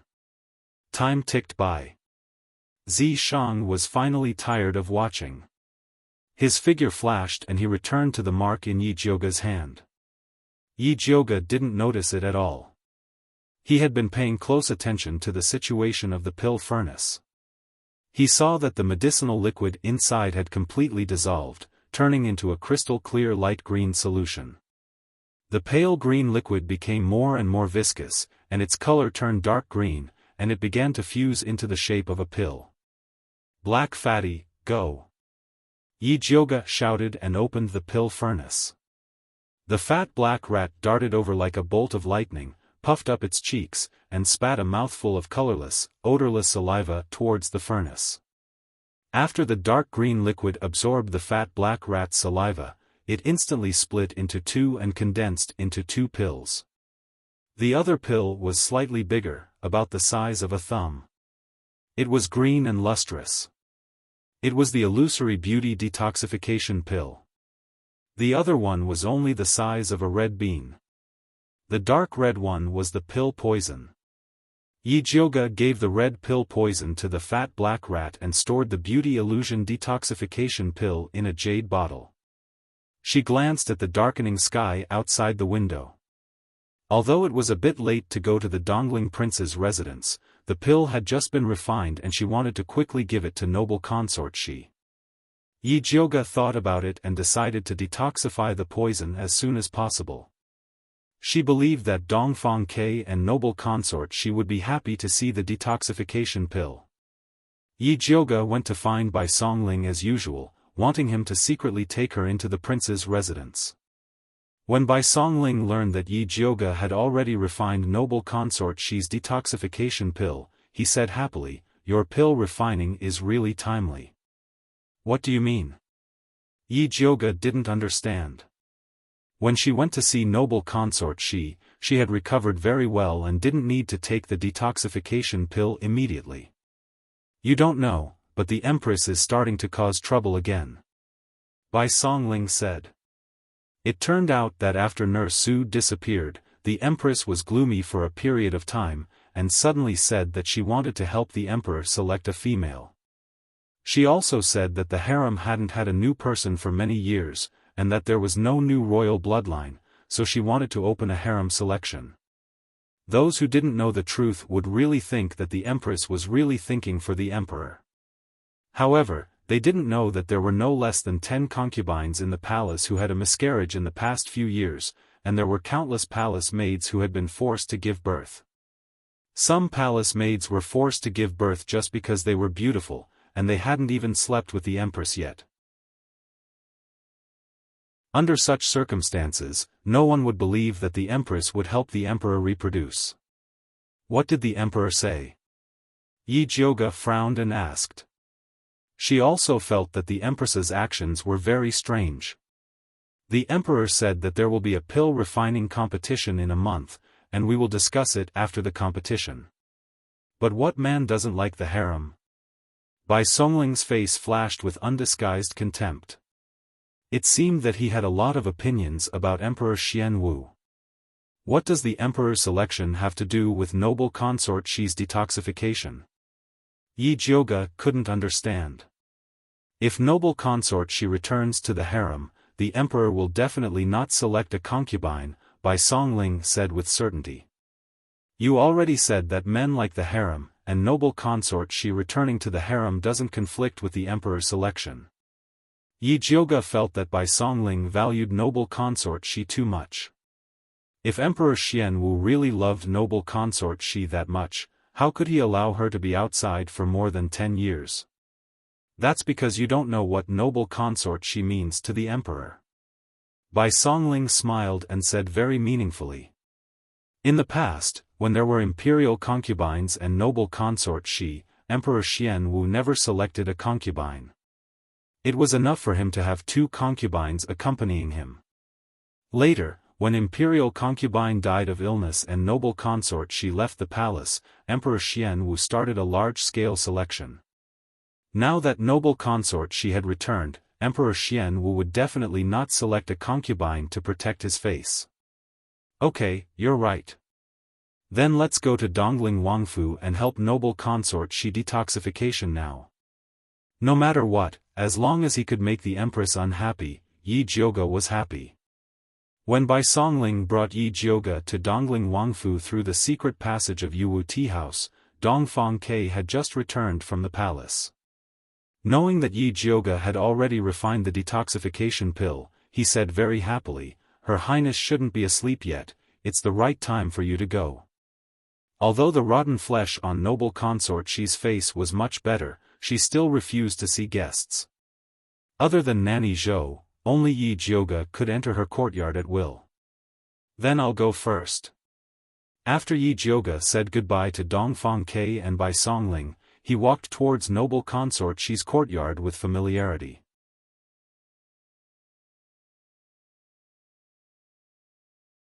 Chapter 113. Nanny Zhou had already known in advance that Yi Jiuge was coming and was waiting outside the house. As soon as she saw Yi Jiuge, she asked excitedly, Miss Yi, you came so late. Is the antidote pill already refined? Yes. Yi Jiuge took out the small jade bottle and shook it. Thank God. Nanny Zhou's eyes moved involuntarily. Then she put her palms together and bowed to the sky. Then she bent her knees and was about to kneel to thank Yi Jiuge. Nanny, what are you doing? Get up. Yi Jiuge quickly pulled Nanny Zhou up. Eldest Miss Yi, you saved her ladyship's life. This old servant doesn't have anything to repay you. Let this old servant kowtow to you 3 times. Nanny Zhou was really grateful to Yi Jiuge. If she didn't do something, she wouldn't be able to express her excitement. Nanny Zhou, in terms of age, you can be my grandmother. Isn't kneeling to me too much? Don't ever mention such words again. Otherwise, I won't dare to come here in the future. Yi Jiuge pretended to be angry. Nanny Zhou and Mother Qing were the same kind of people. They both treated their masters like their own daughters. No matter what they did, they would do it from the master's point of view. No matter how tired they were willing to endure it. Yi Jiuge respected such people. Okay, just pretend that this old servant didn't say anything like that. Nanny Zhou could see that Yi Jiuge was sincere. She felt indescribably comfortable. She had been a servant all her life. Although others treated her with courtesy out of respect for noble consort Xi, no one had ever been like Yi Jiuge, comparing her to his grandmother. She felt like drinking a cup of hot tea in winter. Her heart was warm. No wonder everyone liked such a good girl. Nanny Zhou put her gratitude in the bottom of her heart and quickly brought Yi Jiuge into the house. Noble consort Xi was walking around the house. She was so nervous that her palms were sweating. She had thought that it would take a lot of effort to cure this disease. She didn't expect that the final detoxification would start so soon. She was surprised and didn't know what to do. Hearing the sound of the door opening, she quickly sat back in the chair with a calm expression on her face. Yijioga saw noble consort Shi's calm appearance and was very impressed. He bowed to her and said, "Jyoga greets your highness." "Jyoga, quickly sit." Noble consort Shi called out with a faint smile. She had been taking Yijioga's detoxification prescription all this time, and the rotten flesh on the right side of her face had completely scabbed over, turning into a huge black and red scar that looked like a mask. Although it still looked terrifying, it was much better than the oozing pus and rotting flesh from before. "Your Highness, are you ready?" Yijioga sat in front of noble consort Shi. Although she had made countless preparations for what might happen during this detoxification process. However, they couldn't rule out some unexpected situations. Noble consort Shi nodded slowly. Previously, when Yijioga said that the final detoxification would be as painful as death by 1,000 cuts, she wasn't afraid. Now that Yijioga had found a way to relieve her pain, she was even less afraid. "Okay, then let's get ready," Yijioga said straightforwardly. "Eldest Miss Yi, should we detoxify here or find another place?" Nanny Zhou asked in a low voice. If she wanted to change places, then she had to make early preparations. "After I feed the detoxification pill to your highness, I still need to use needles to help her detoxify.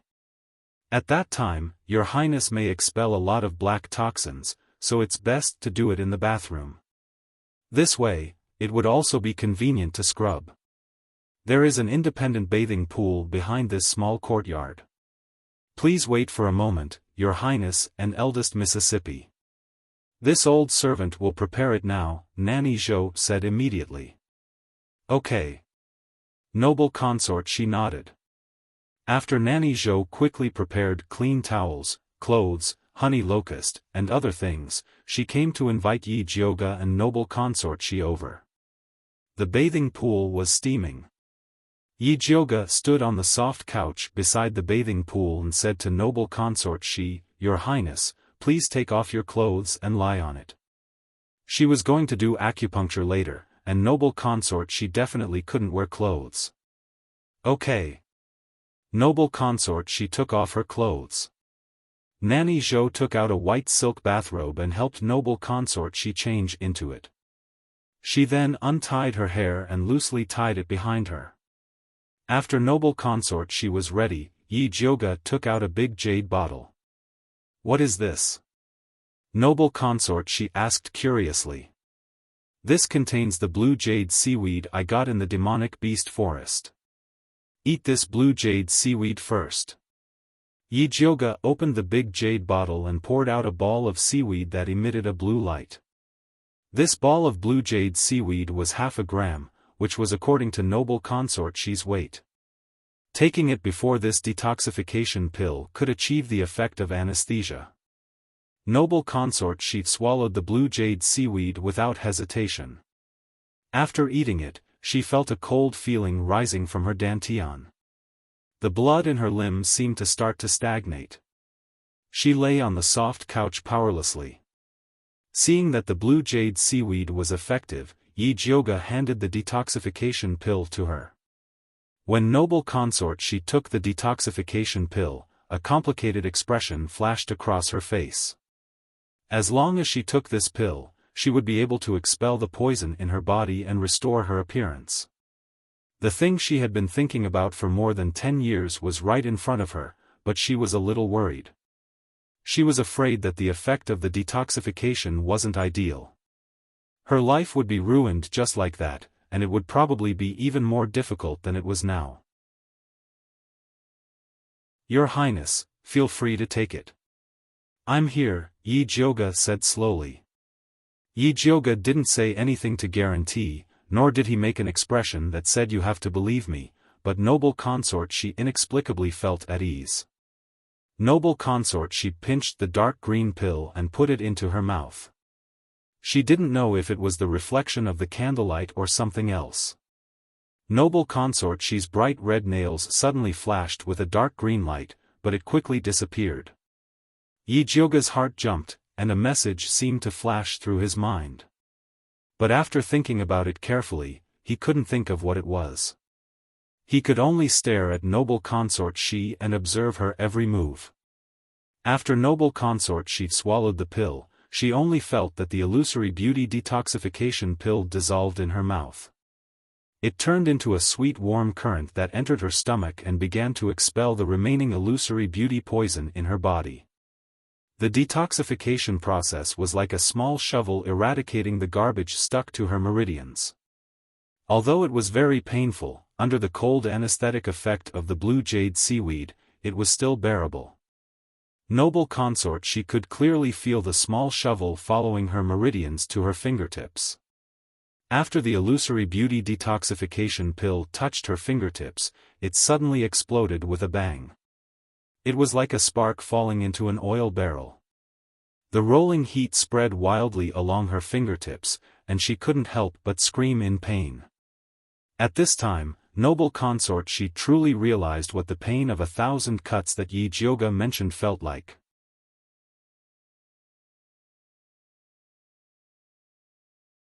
Chapter 114. Yi Jioge looked at noble consort Xi's skin, which instantly turned as red as a cooked shrimp, and finally knew what the thought that had just flashed through his mind was. There was something wrong with noble consort Xi's nails. At this time, imperial concubine Xi's nails had already turned from bright red to a strange dark green color, but they still emitted a faint fishy smell. It was the unique smell of green toads. Needless to say, it must be the spirit doctor who gave imperial consort Xi the fake medicine. He made the green toad's poison into henna and painted it on noble consort Xi's fingernails. The green toad's poison and noble consort Xi's beauty illusion antidote were perfectly compatible. As long as noble consort Xi takes Huan Mei's antidote, the poison will immediately take effect. Because the green toad's poison was too small and it was mixed with the henna, even she had overlooked it. Yi Jioge opened his spiritual eye and observed noble consort Xi's body. The meridians in her body were all blocked by the green toad's poison. If she didn't clear it, the green toad's poison would break through her body and she would die. Your Highness, you endured it. Yi Jioge took out the thunder fire needle with a grave expression and used the fastest speed to insert it into noble consort Xi's body. Ever since she had unsealed the heart of the sealed tree of God to save Dongfang Ke, the thunder fire needle also had a sliver of life energy, and its effects were many times stronger than before. The red thunder fire needles with purple light fell on noble consort Xi's body like raindrops. Every time, the needles were accurately pricked into the acupoints, bringing out a little dark green blood bead. Noble consort Xi only felt the heat in her body increase as Yi Jioge's acupuncture technique increased. The pain in her body continued to increase. It was simply enough to drive someone crazy. Yi Jioge's face was dark, and his heart was burning with anxiety. The anesthetic effect of the blue jade seaweed didn't last long. If she couldn't force out the green toad's poison before then, noble consort Xi wouldn't be able to hold on. In this situation, the blue jade seaweed couldn't play a role. Everything could only depend on noble consort Xi's will. Yi Jioge madly circulated the spiritual power in his body. The thunder fire needle in her hand flashed like a shadow, and in the blink of an eye, 81 needles fell on imperial consort Xi's body. Imperial consort Xi's entire body was covered in dark green blood beads. She looked like a bloody person. The poisonous blood soaked the hem of Yi Jioge's dress, and the stench filled the bathroom. Nanny Zhou had been watching them nervously. She instinctively sensed that something was wrong with the situation. In particular, the Empress's expression was becoming more and more abnormal. She had never seen the Empress in such pain and confusion, as if she had already given up on living. Nanny Zhou's guess was right. Noble consort Xi had already given up the will to live under the torture of pain. What was the point of persevering like this? She had failed to detoxify the poison, so she had to return to her previous days of being neither human nor ghost. If that was the case, then she might as well die. Nanny Zhou was shocked. She quickly knelt beside Imperial Consort Shi and shouted anxiously, "Your Highness, you must not give up." Noble Consort Shi shook her head unconsciously, as if saying that she could not hold on any longer. "Nanny Zhou, think of a way to help the Empress hold on," Yi Jiuge quickly ordered. She was so close to forcing the green toad's poison out of Noble Consort Shi's body. Nanny Zhou immediately raised her voice and shouted miserably, "Your Highness, have you forgotten how the Empress hurt you? How can you abandon me before you take revenge?" Noble Consort Shi was still shaking her head. She couldn't take revenge, so she could only let K.R. do it. Nanny Zhou's face turned pale. She hesitated for a moment and finally shouted with a trembling voice, "Your Highness, even if you don't do it for yourself, you have to avenge the little master. She was killed by the Empress before she grew up in your belly. If you go like this, how can you face the little master in the underworld?" "What? What little master?" Noble Consort Shi unconsciously turned her head in the direction of Nanny Zhou, as if she was asking something. "When the Imperial Consort died, weren't you dizzy and nauseous, and couldn't eat anything? Miss Yi said that you were pregnant. Later, the bleeding was not because of detoxification, but because the little master had a miscarriage." Nanny Zhou choked with sobs. "It's all because I'm useless. I didn't find out that you were pregnant and let the Empress hurt the little master." When Noble Consort Shi heard this, the veins on her palms bulged, and she suddenly grabbed the bed sheet under her. Her well-maintained long nails scraped against the bed, making a sharp sound. The longest nail even broke into two. It could be seen that she hated the Empress to the extreme. Yi Jiuge seized the opportunity and used the thunder fire needle on the last few acupuncture points of Noble Consort Shi. Streams of dark green poisonous blood spurted out, quickly turning bright red. Finally succeeded. Yi Jiuge's vision turned black and she almost fell to the ground. She quickly protected the bed frame and stabilized her body. She had used up too much spiritual power and had opened her spiritual eye for too long. She really couldn't hold on any longer. Your Highness, are you all right?" Nanny Zhou wanted to help the Empress wipe her body, but she didn't know where to start. She was afraid of touching the wounds on her body. "The Empress is fine. Help her wipe her body with hot water and give her 2 Peiyuan pills," Yi Jiuge said weakly with her eyes closed. "Miss Yi, are you all right?" Only then did Nanny Zhou realize that something was wrong with Yi Jiuge. "I'm fine. I'm just tired. Go and serve the Empress. I'll be fine after resting for a while." Yi Jiuge used the last of her strength to walk to the side of the chair and sat down. Only then did she feel better. Nanny Zhou used 6 buckets of hot water to wash the dirt off Noble Consort Shi's body. After helping Noble Consort Shi put on a clean bathrobe, she quickly fed her 2 Peiyuan pills. Noble Consort Shi's pale face regained a trace of color. Her long and thick eyelashes blinked and she slowly opened her eyes. "Your Highness, how do you feel?" Seeing that Noble Consort Shi had woken up, Nanny Zhou's heart finally calmed down. "You just said that this consort was pregnant before. What's going on?" Noble Consort Shi's gaze was like a sharp sword as she stared at Nanny Zhou. Nanny Zhou's face paled, as if someone had poured a bucket of cold water on her head. She looked at Noble Consort Shi's slightly red eyes and said with trembling lips, "When the Imperial Consort passed away, you felt nauseous and vomited because you were pregnant." Before Nanny Zhou could finish speaking, Noble Consort Shi suddenly sat up straight and raised her hand to slap Nanny Zhou. There was a loud smack. Nanny Zhou's wrinkled face was slapped to the side. Nanny Zhou, who was slapped, was fine, but Noble Consort Shi, who hit her, fell heavily on the bed. She was like a fish that had jumped onto the shore. After its death struggle, there was only pain left. Your Highness, you can hit me and scold me, but don't hold it in.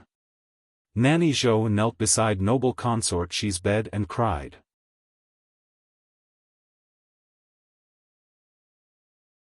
Chapter 115. My child, my child. Imperial consort Xi's face was covered in tears. Her throat was choking with pain, and her entire body was trembling. She felt like her heart was being stabbed by a knife. It was thousands of times more painful than being poisoned. The child that she had missed so much was in her womb, but she had never discovered it. The child had disappeared from this world without a trace. There was no name, no memorial tablet, no one even shed tears for him, no one was grieving for him, no one was grieving for him. She had only discovered it 16 years later. How could she face her child in the underworld in the future? Nanny Zhou was sobbing at the side, and her sadness filled the entire bathroom. Yi Jiuge couldn't help but sigh. She didn't know how to comfort the master and servant. She glanced around the bathroom and found that Nanny Zhou had prepared a mirror in the corner. She probably wanted to show it to Imperial Consort Xi after the detoxification was over. The mirror was very exquisite. The back was made of red sandalwood with lotus flowers and branches carved on it. The surface of the mirror was polished from crystal. It was so bright that it could reflect one's reflection. Yi Jiuge picked up the crystal mirror and came in front of Imperial Consort Xi. He said softly, Your Highness, you can't make up for the past anymore. You can only look forward. Fortunately, no matter what you want to do now, you have the ability to do it. After saying that, he placed the mirror in front of Imperial Consort Xi. Imperial Consort Xi looked up and saw a beautiful woman reflected in the crystal mirror. Her skin was as white as jade, and her eyes were filled with pain and tears, but she was indescribably gentle and moving. Not only had she recovered her appearance, but she was even more beautiful than 16 years ago. The beauty illusion poison has such an effect. As long as one can endure the pain of being dismembered, they can obtain a new life. Yi Jiuge believed that when the Empress saw the current Imperial Consort Xi, she would definitely hate her to the core. A new life? Imperial Consort Xi muttered to herself. The beauty in the mirror's expression slowly became firm, and her eyes were burning with hatred.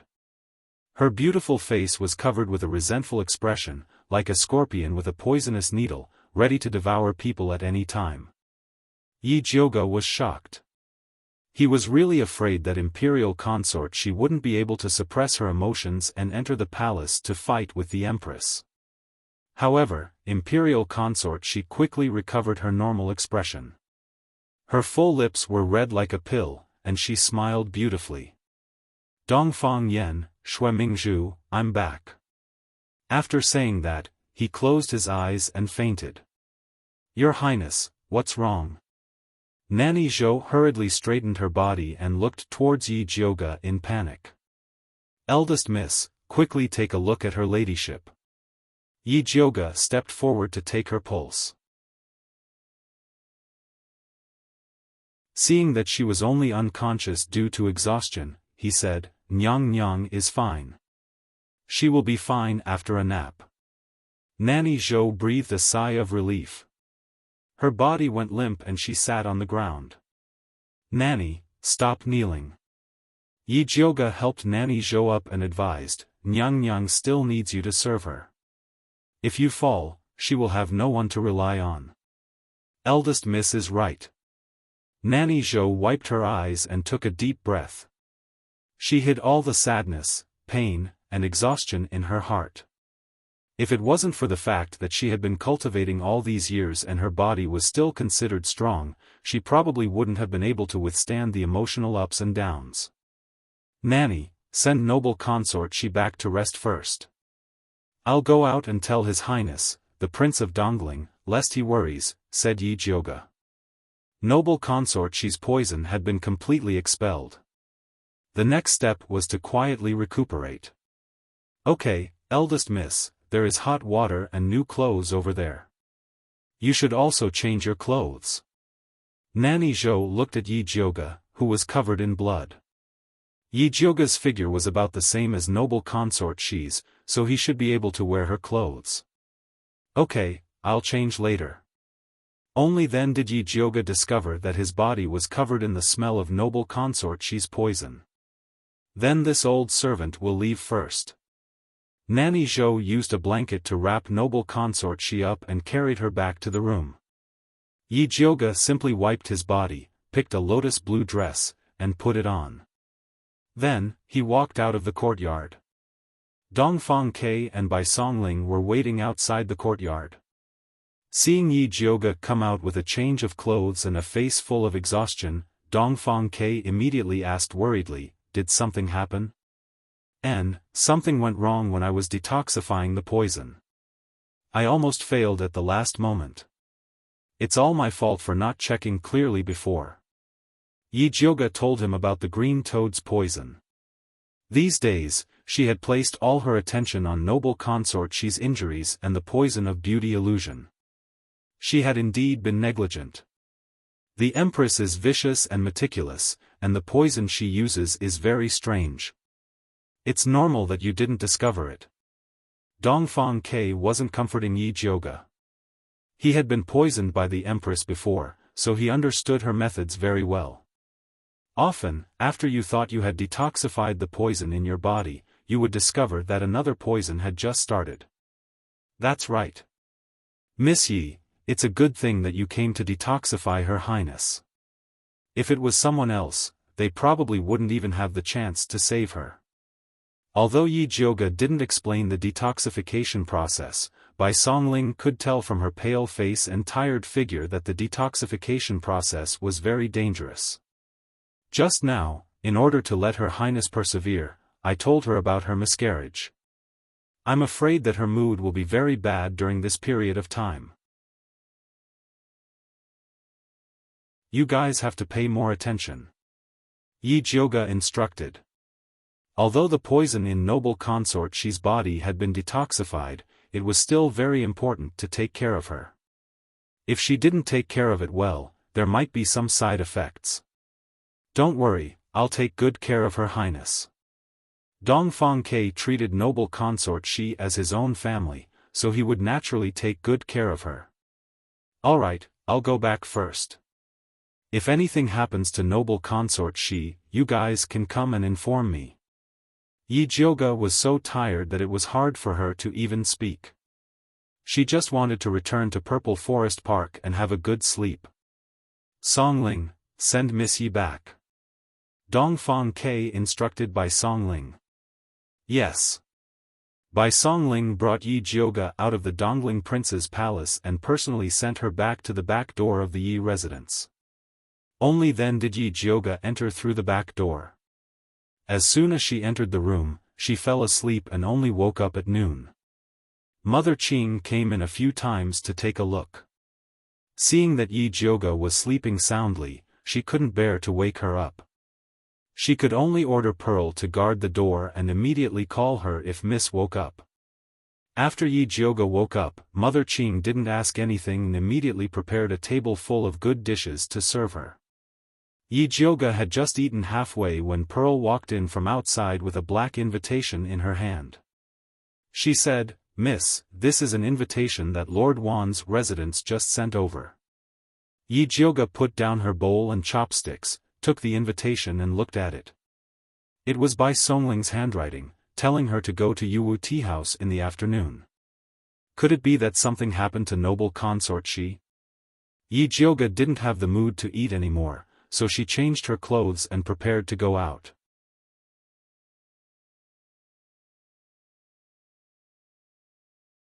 Chapter 116.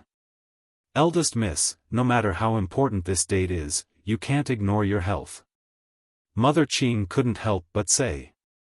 She knew that Eldest Miss, Wan Darren and Bai Darren weren't just chatting, there were other important matters to attend to.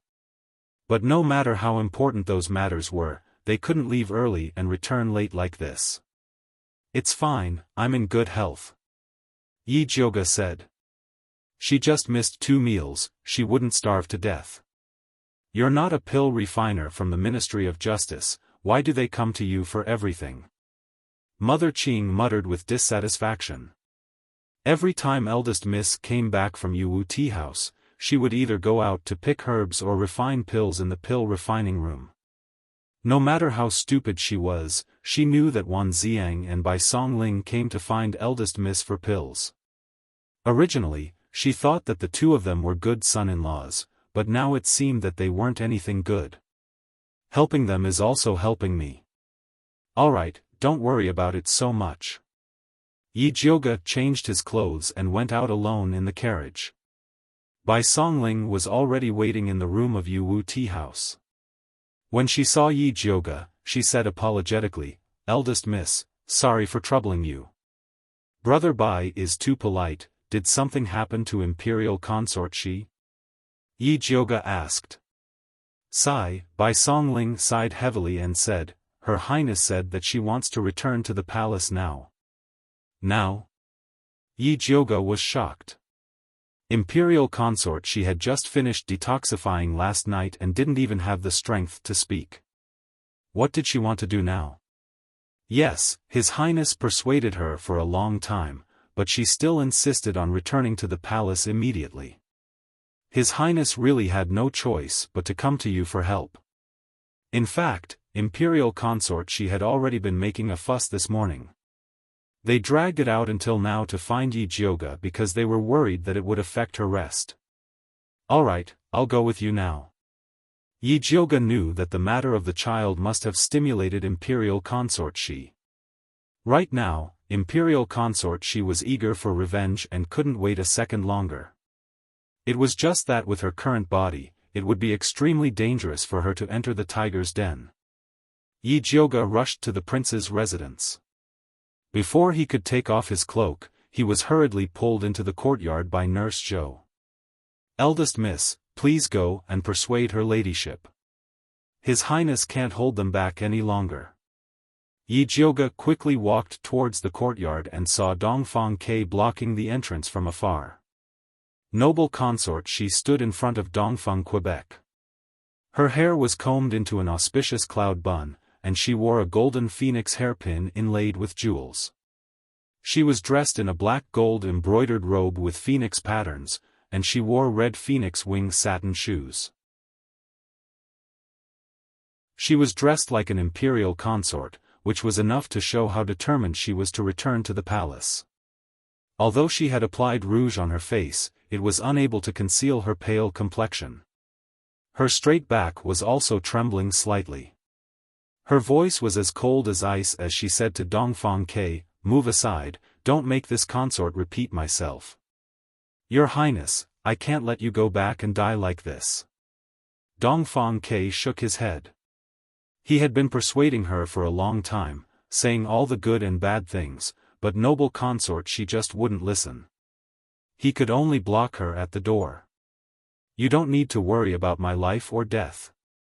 Noble consort She's expression was fierce, and her voice was filled with blood.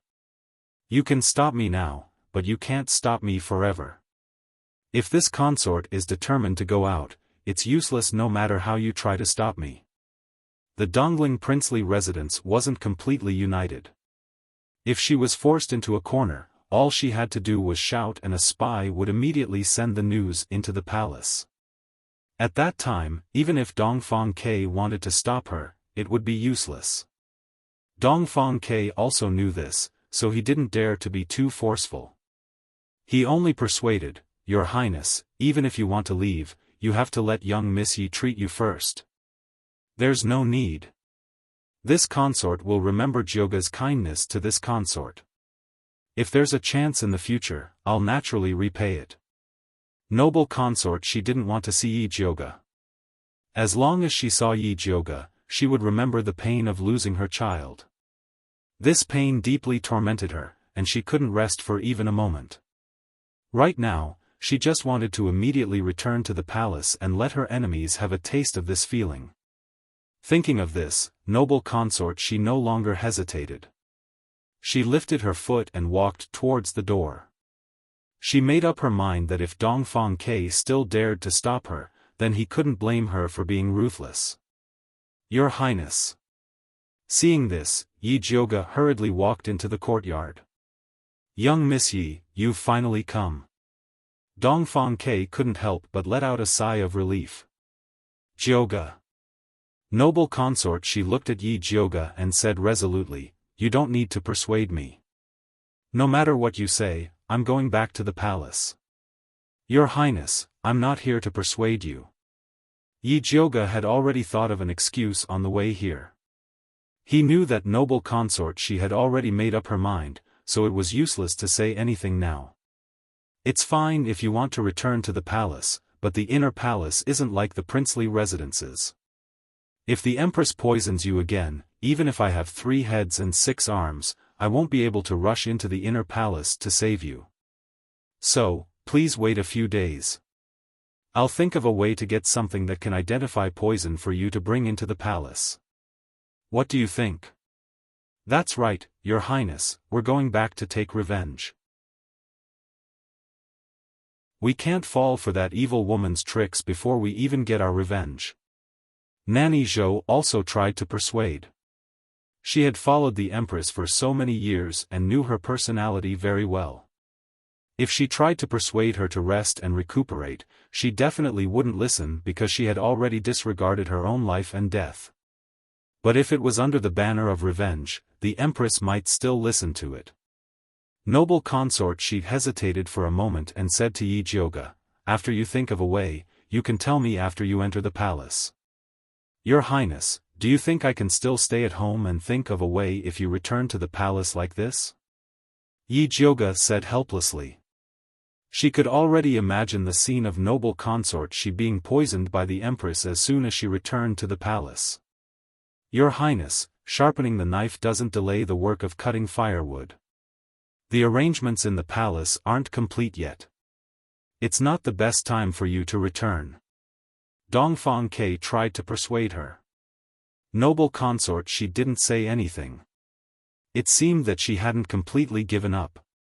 Yi Jioge thought about it and slowly said, also, Your Highness, returning to the palace like this is too degrading. In my opinion, we should have the Emperor personally go to the Imperial Temple to pick you up. We should have a 10-mile red carpet to welcome you back to the palace. Only then would we be able to slap the Empress in the face. A 10-mile red carpet was something the Empress would only have when she returned to the palace. If noble consort she returned to the palace like this, she could indeed step on the Empress. Noble consort, she's beautiful eyes lit up and she slowly nodded, Jioge is right. Since she was going back for revenge, she had to have a beautiful opening. In order to see the Empress' ugly face, she didn't mind waiting a few more days. Your Highness, then I'll send you back to the Imperial Temple tomorrow and then send someone to tell father that you've recovered your appearance. Seeing that noble consort she's attitude had softened, Dongfang Ke finally let out a sigh of relief. I'll write a personal letter now and have someone pass it to the Emperor. Send me back to the Imperial Temple tonight, noble consort, she said decisively.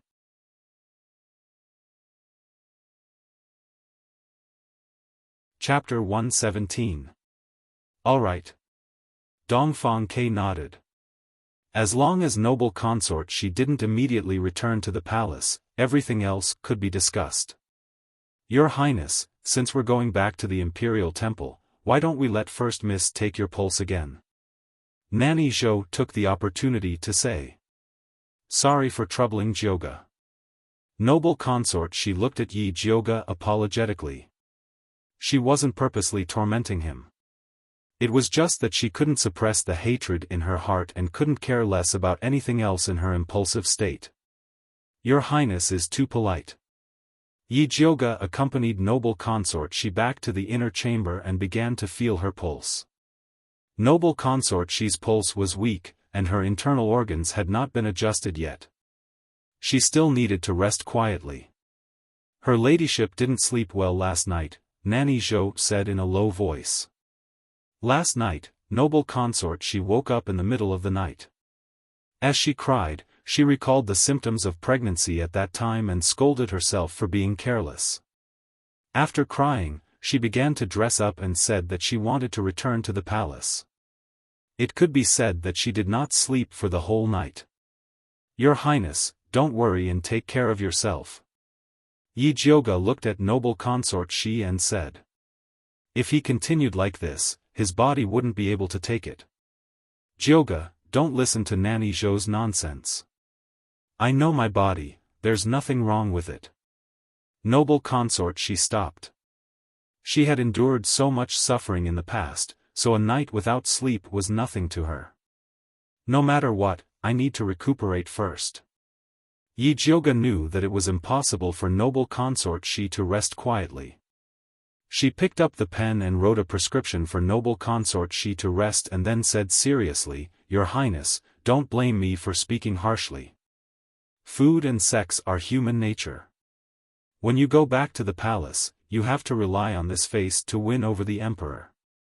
If you don't sleep well at night, you will easily become old and ugly." Hearing this, imperial consort Shi couldn't help but touch her face. She immediately nodded and said, "I know, I'll definitely take good care of myself." She was still waiting to meet the empress and see her regretful face. "Don't worry, Miss Yi.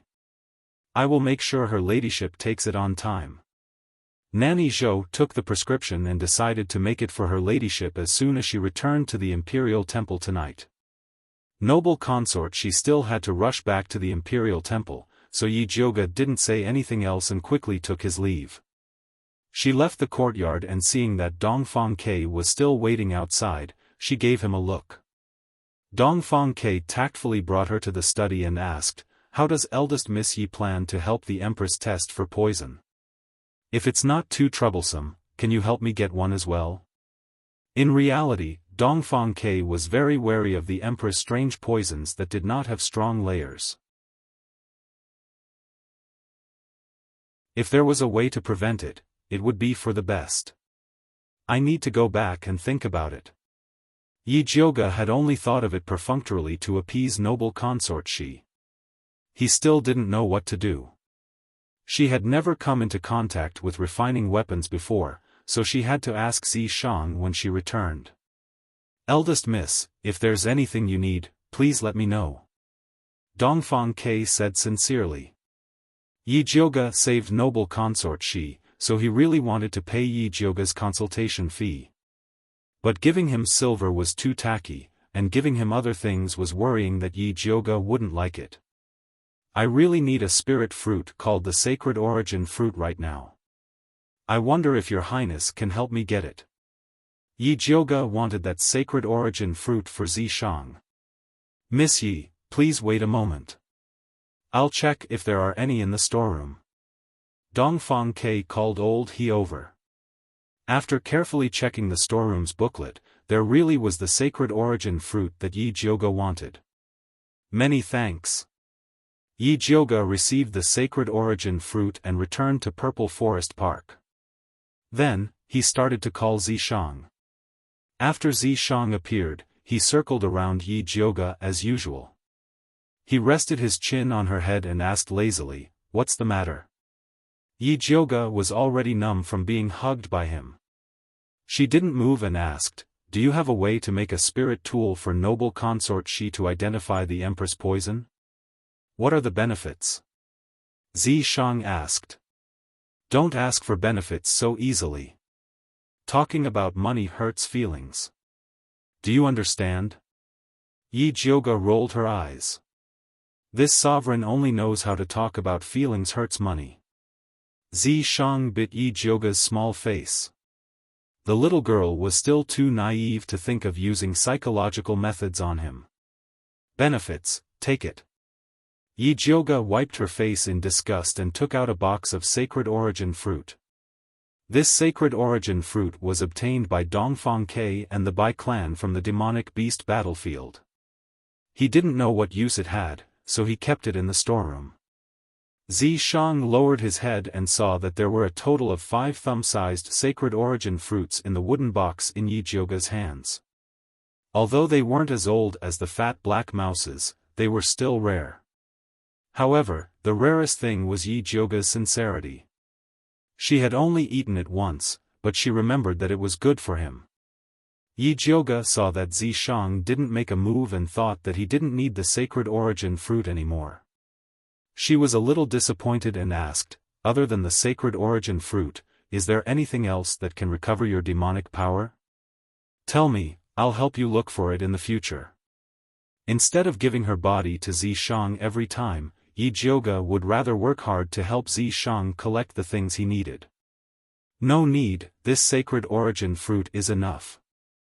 Zishang picked up the few sacred origin fruits and placed them in his mouth. The things he needed were things that Yi Jiuge couldn't get with her current strength. It was already good enough that she could get a few fruits to nourish him. Then how can I refine the spirit tool that can detect poison? After eating the fruit, he should give her the answer. Refining requires a foundation. If you want to learn how to refine in a few days, you should save it. Zishang glanced at Yi Jiuge. It wasn't that he looked down on Yi Jiuge, but he was biting off more than he could chew. It wasn't the time for her to learn how to refine. Then other than refining, is there any other way? Yi Jiuge didn't really have to refine. She was still busy concocting pills, so how could she have the time to learn how to refine? This sovereign has a way to let your imperial consort she quickly learn how to identify poison. Seeing that the sacred origin fruit was enough, Zishang gave Yi Jiuge an idea. In this world, there's a kind of insect called the poison earth dragon. It's extremely sensitive to poison. As long as it sees poison, it will become scared and flee. You can try this. I'll look for it now. Yi Jiuge had also heard of the poison earth dragon. Usually, it would be used to concoct pills after it was dried and ground into powder, but it was rare to see it alive. Fortunately, some pharmacies would usually keep some of them, so Yi Jiuge quickly got a few poison earth dragons back. The poison earth dragon looked like a newly hatched bee larva. It was white and plump, lying motionlessly in the wooden tube. Yi Jiuge poured the poison earth dragon on the table, then casually took out a leprosy grass and placed it in front of it to test. This leprosy grass grew like a wheat stalk. Although it wasn't very poisonous, it was colorless and tasteless. After eating it, it would cause the limbs to be numb. It was also a commonly used herb to concoct poison pills. The poison earth dragon raised its head and looked at the leprosy grass. Then, it slowly wriggled on the spot, and no longer had any reaction. Yi Jiuge was instantly speechless. If he wanted to rely on this thing to identify poison, he was afraid that he would need someone to keep a close eye on it at all times. Wasn't this a joke? This is what you meant by, as long as it sees poison, it will become scared and flee? Yi Jiuge threw the leprosy grass on the table. He felt that Zishang might have misunderstood the word flee. You're tuning in to the Xiaofan's Wuxia Tales YouTube channel. Don't forget to subscribe and join us on this journey to catch the most captivating stories.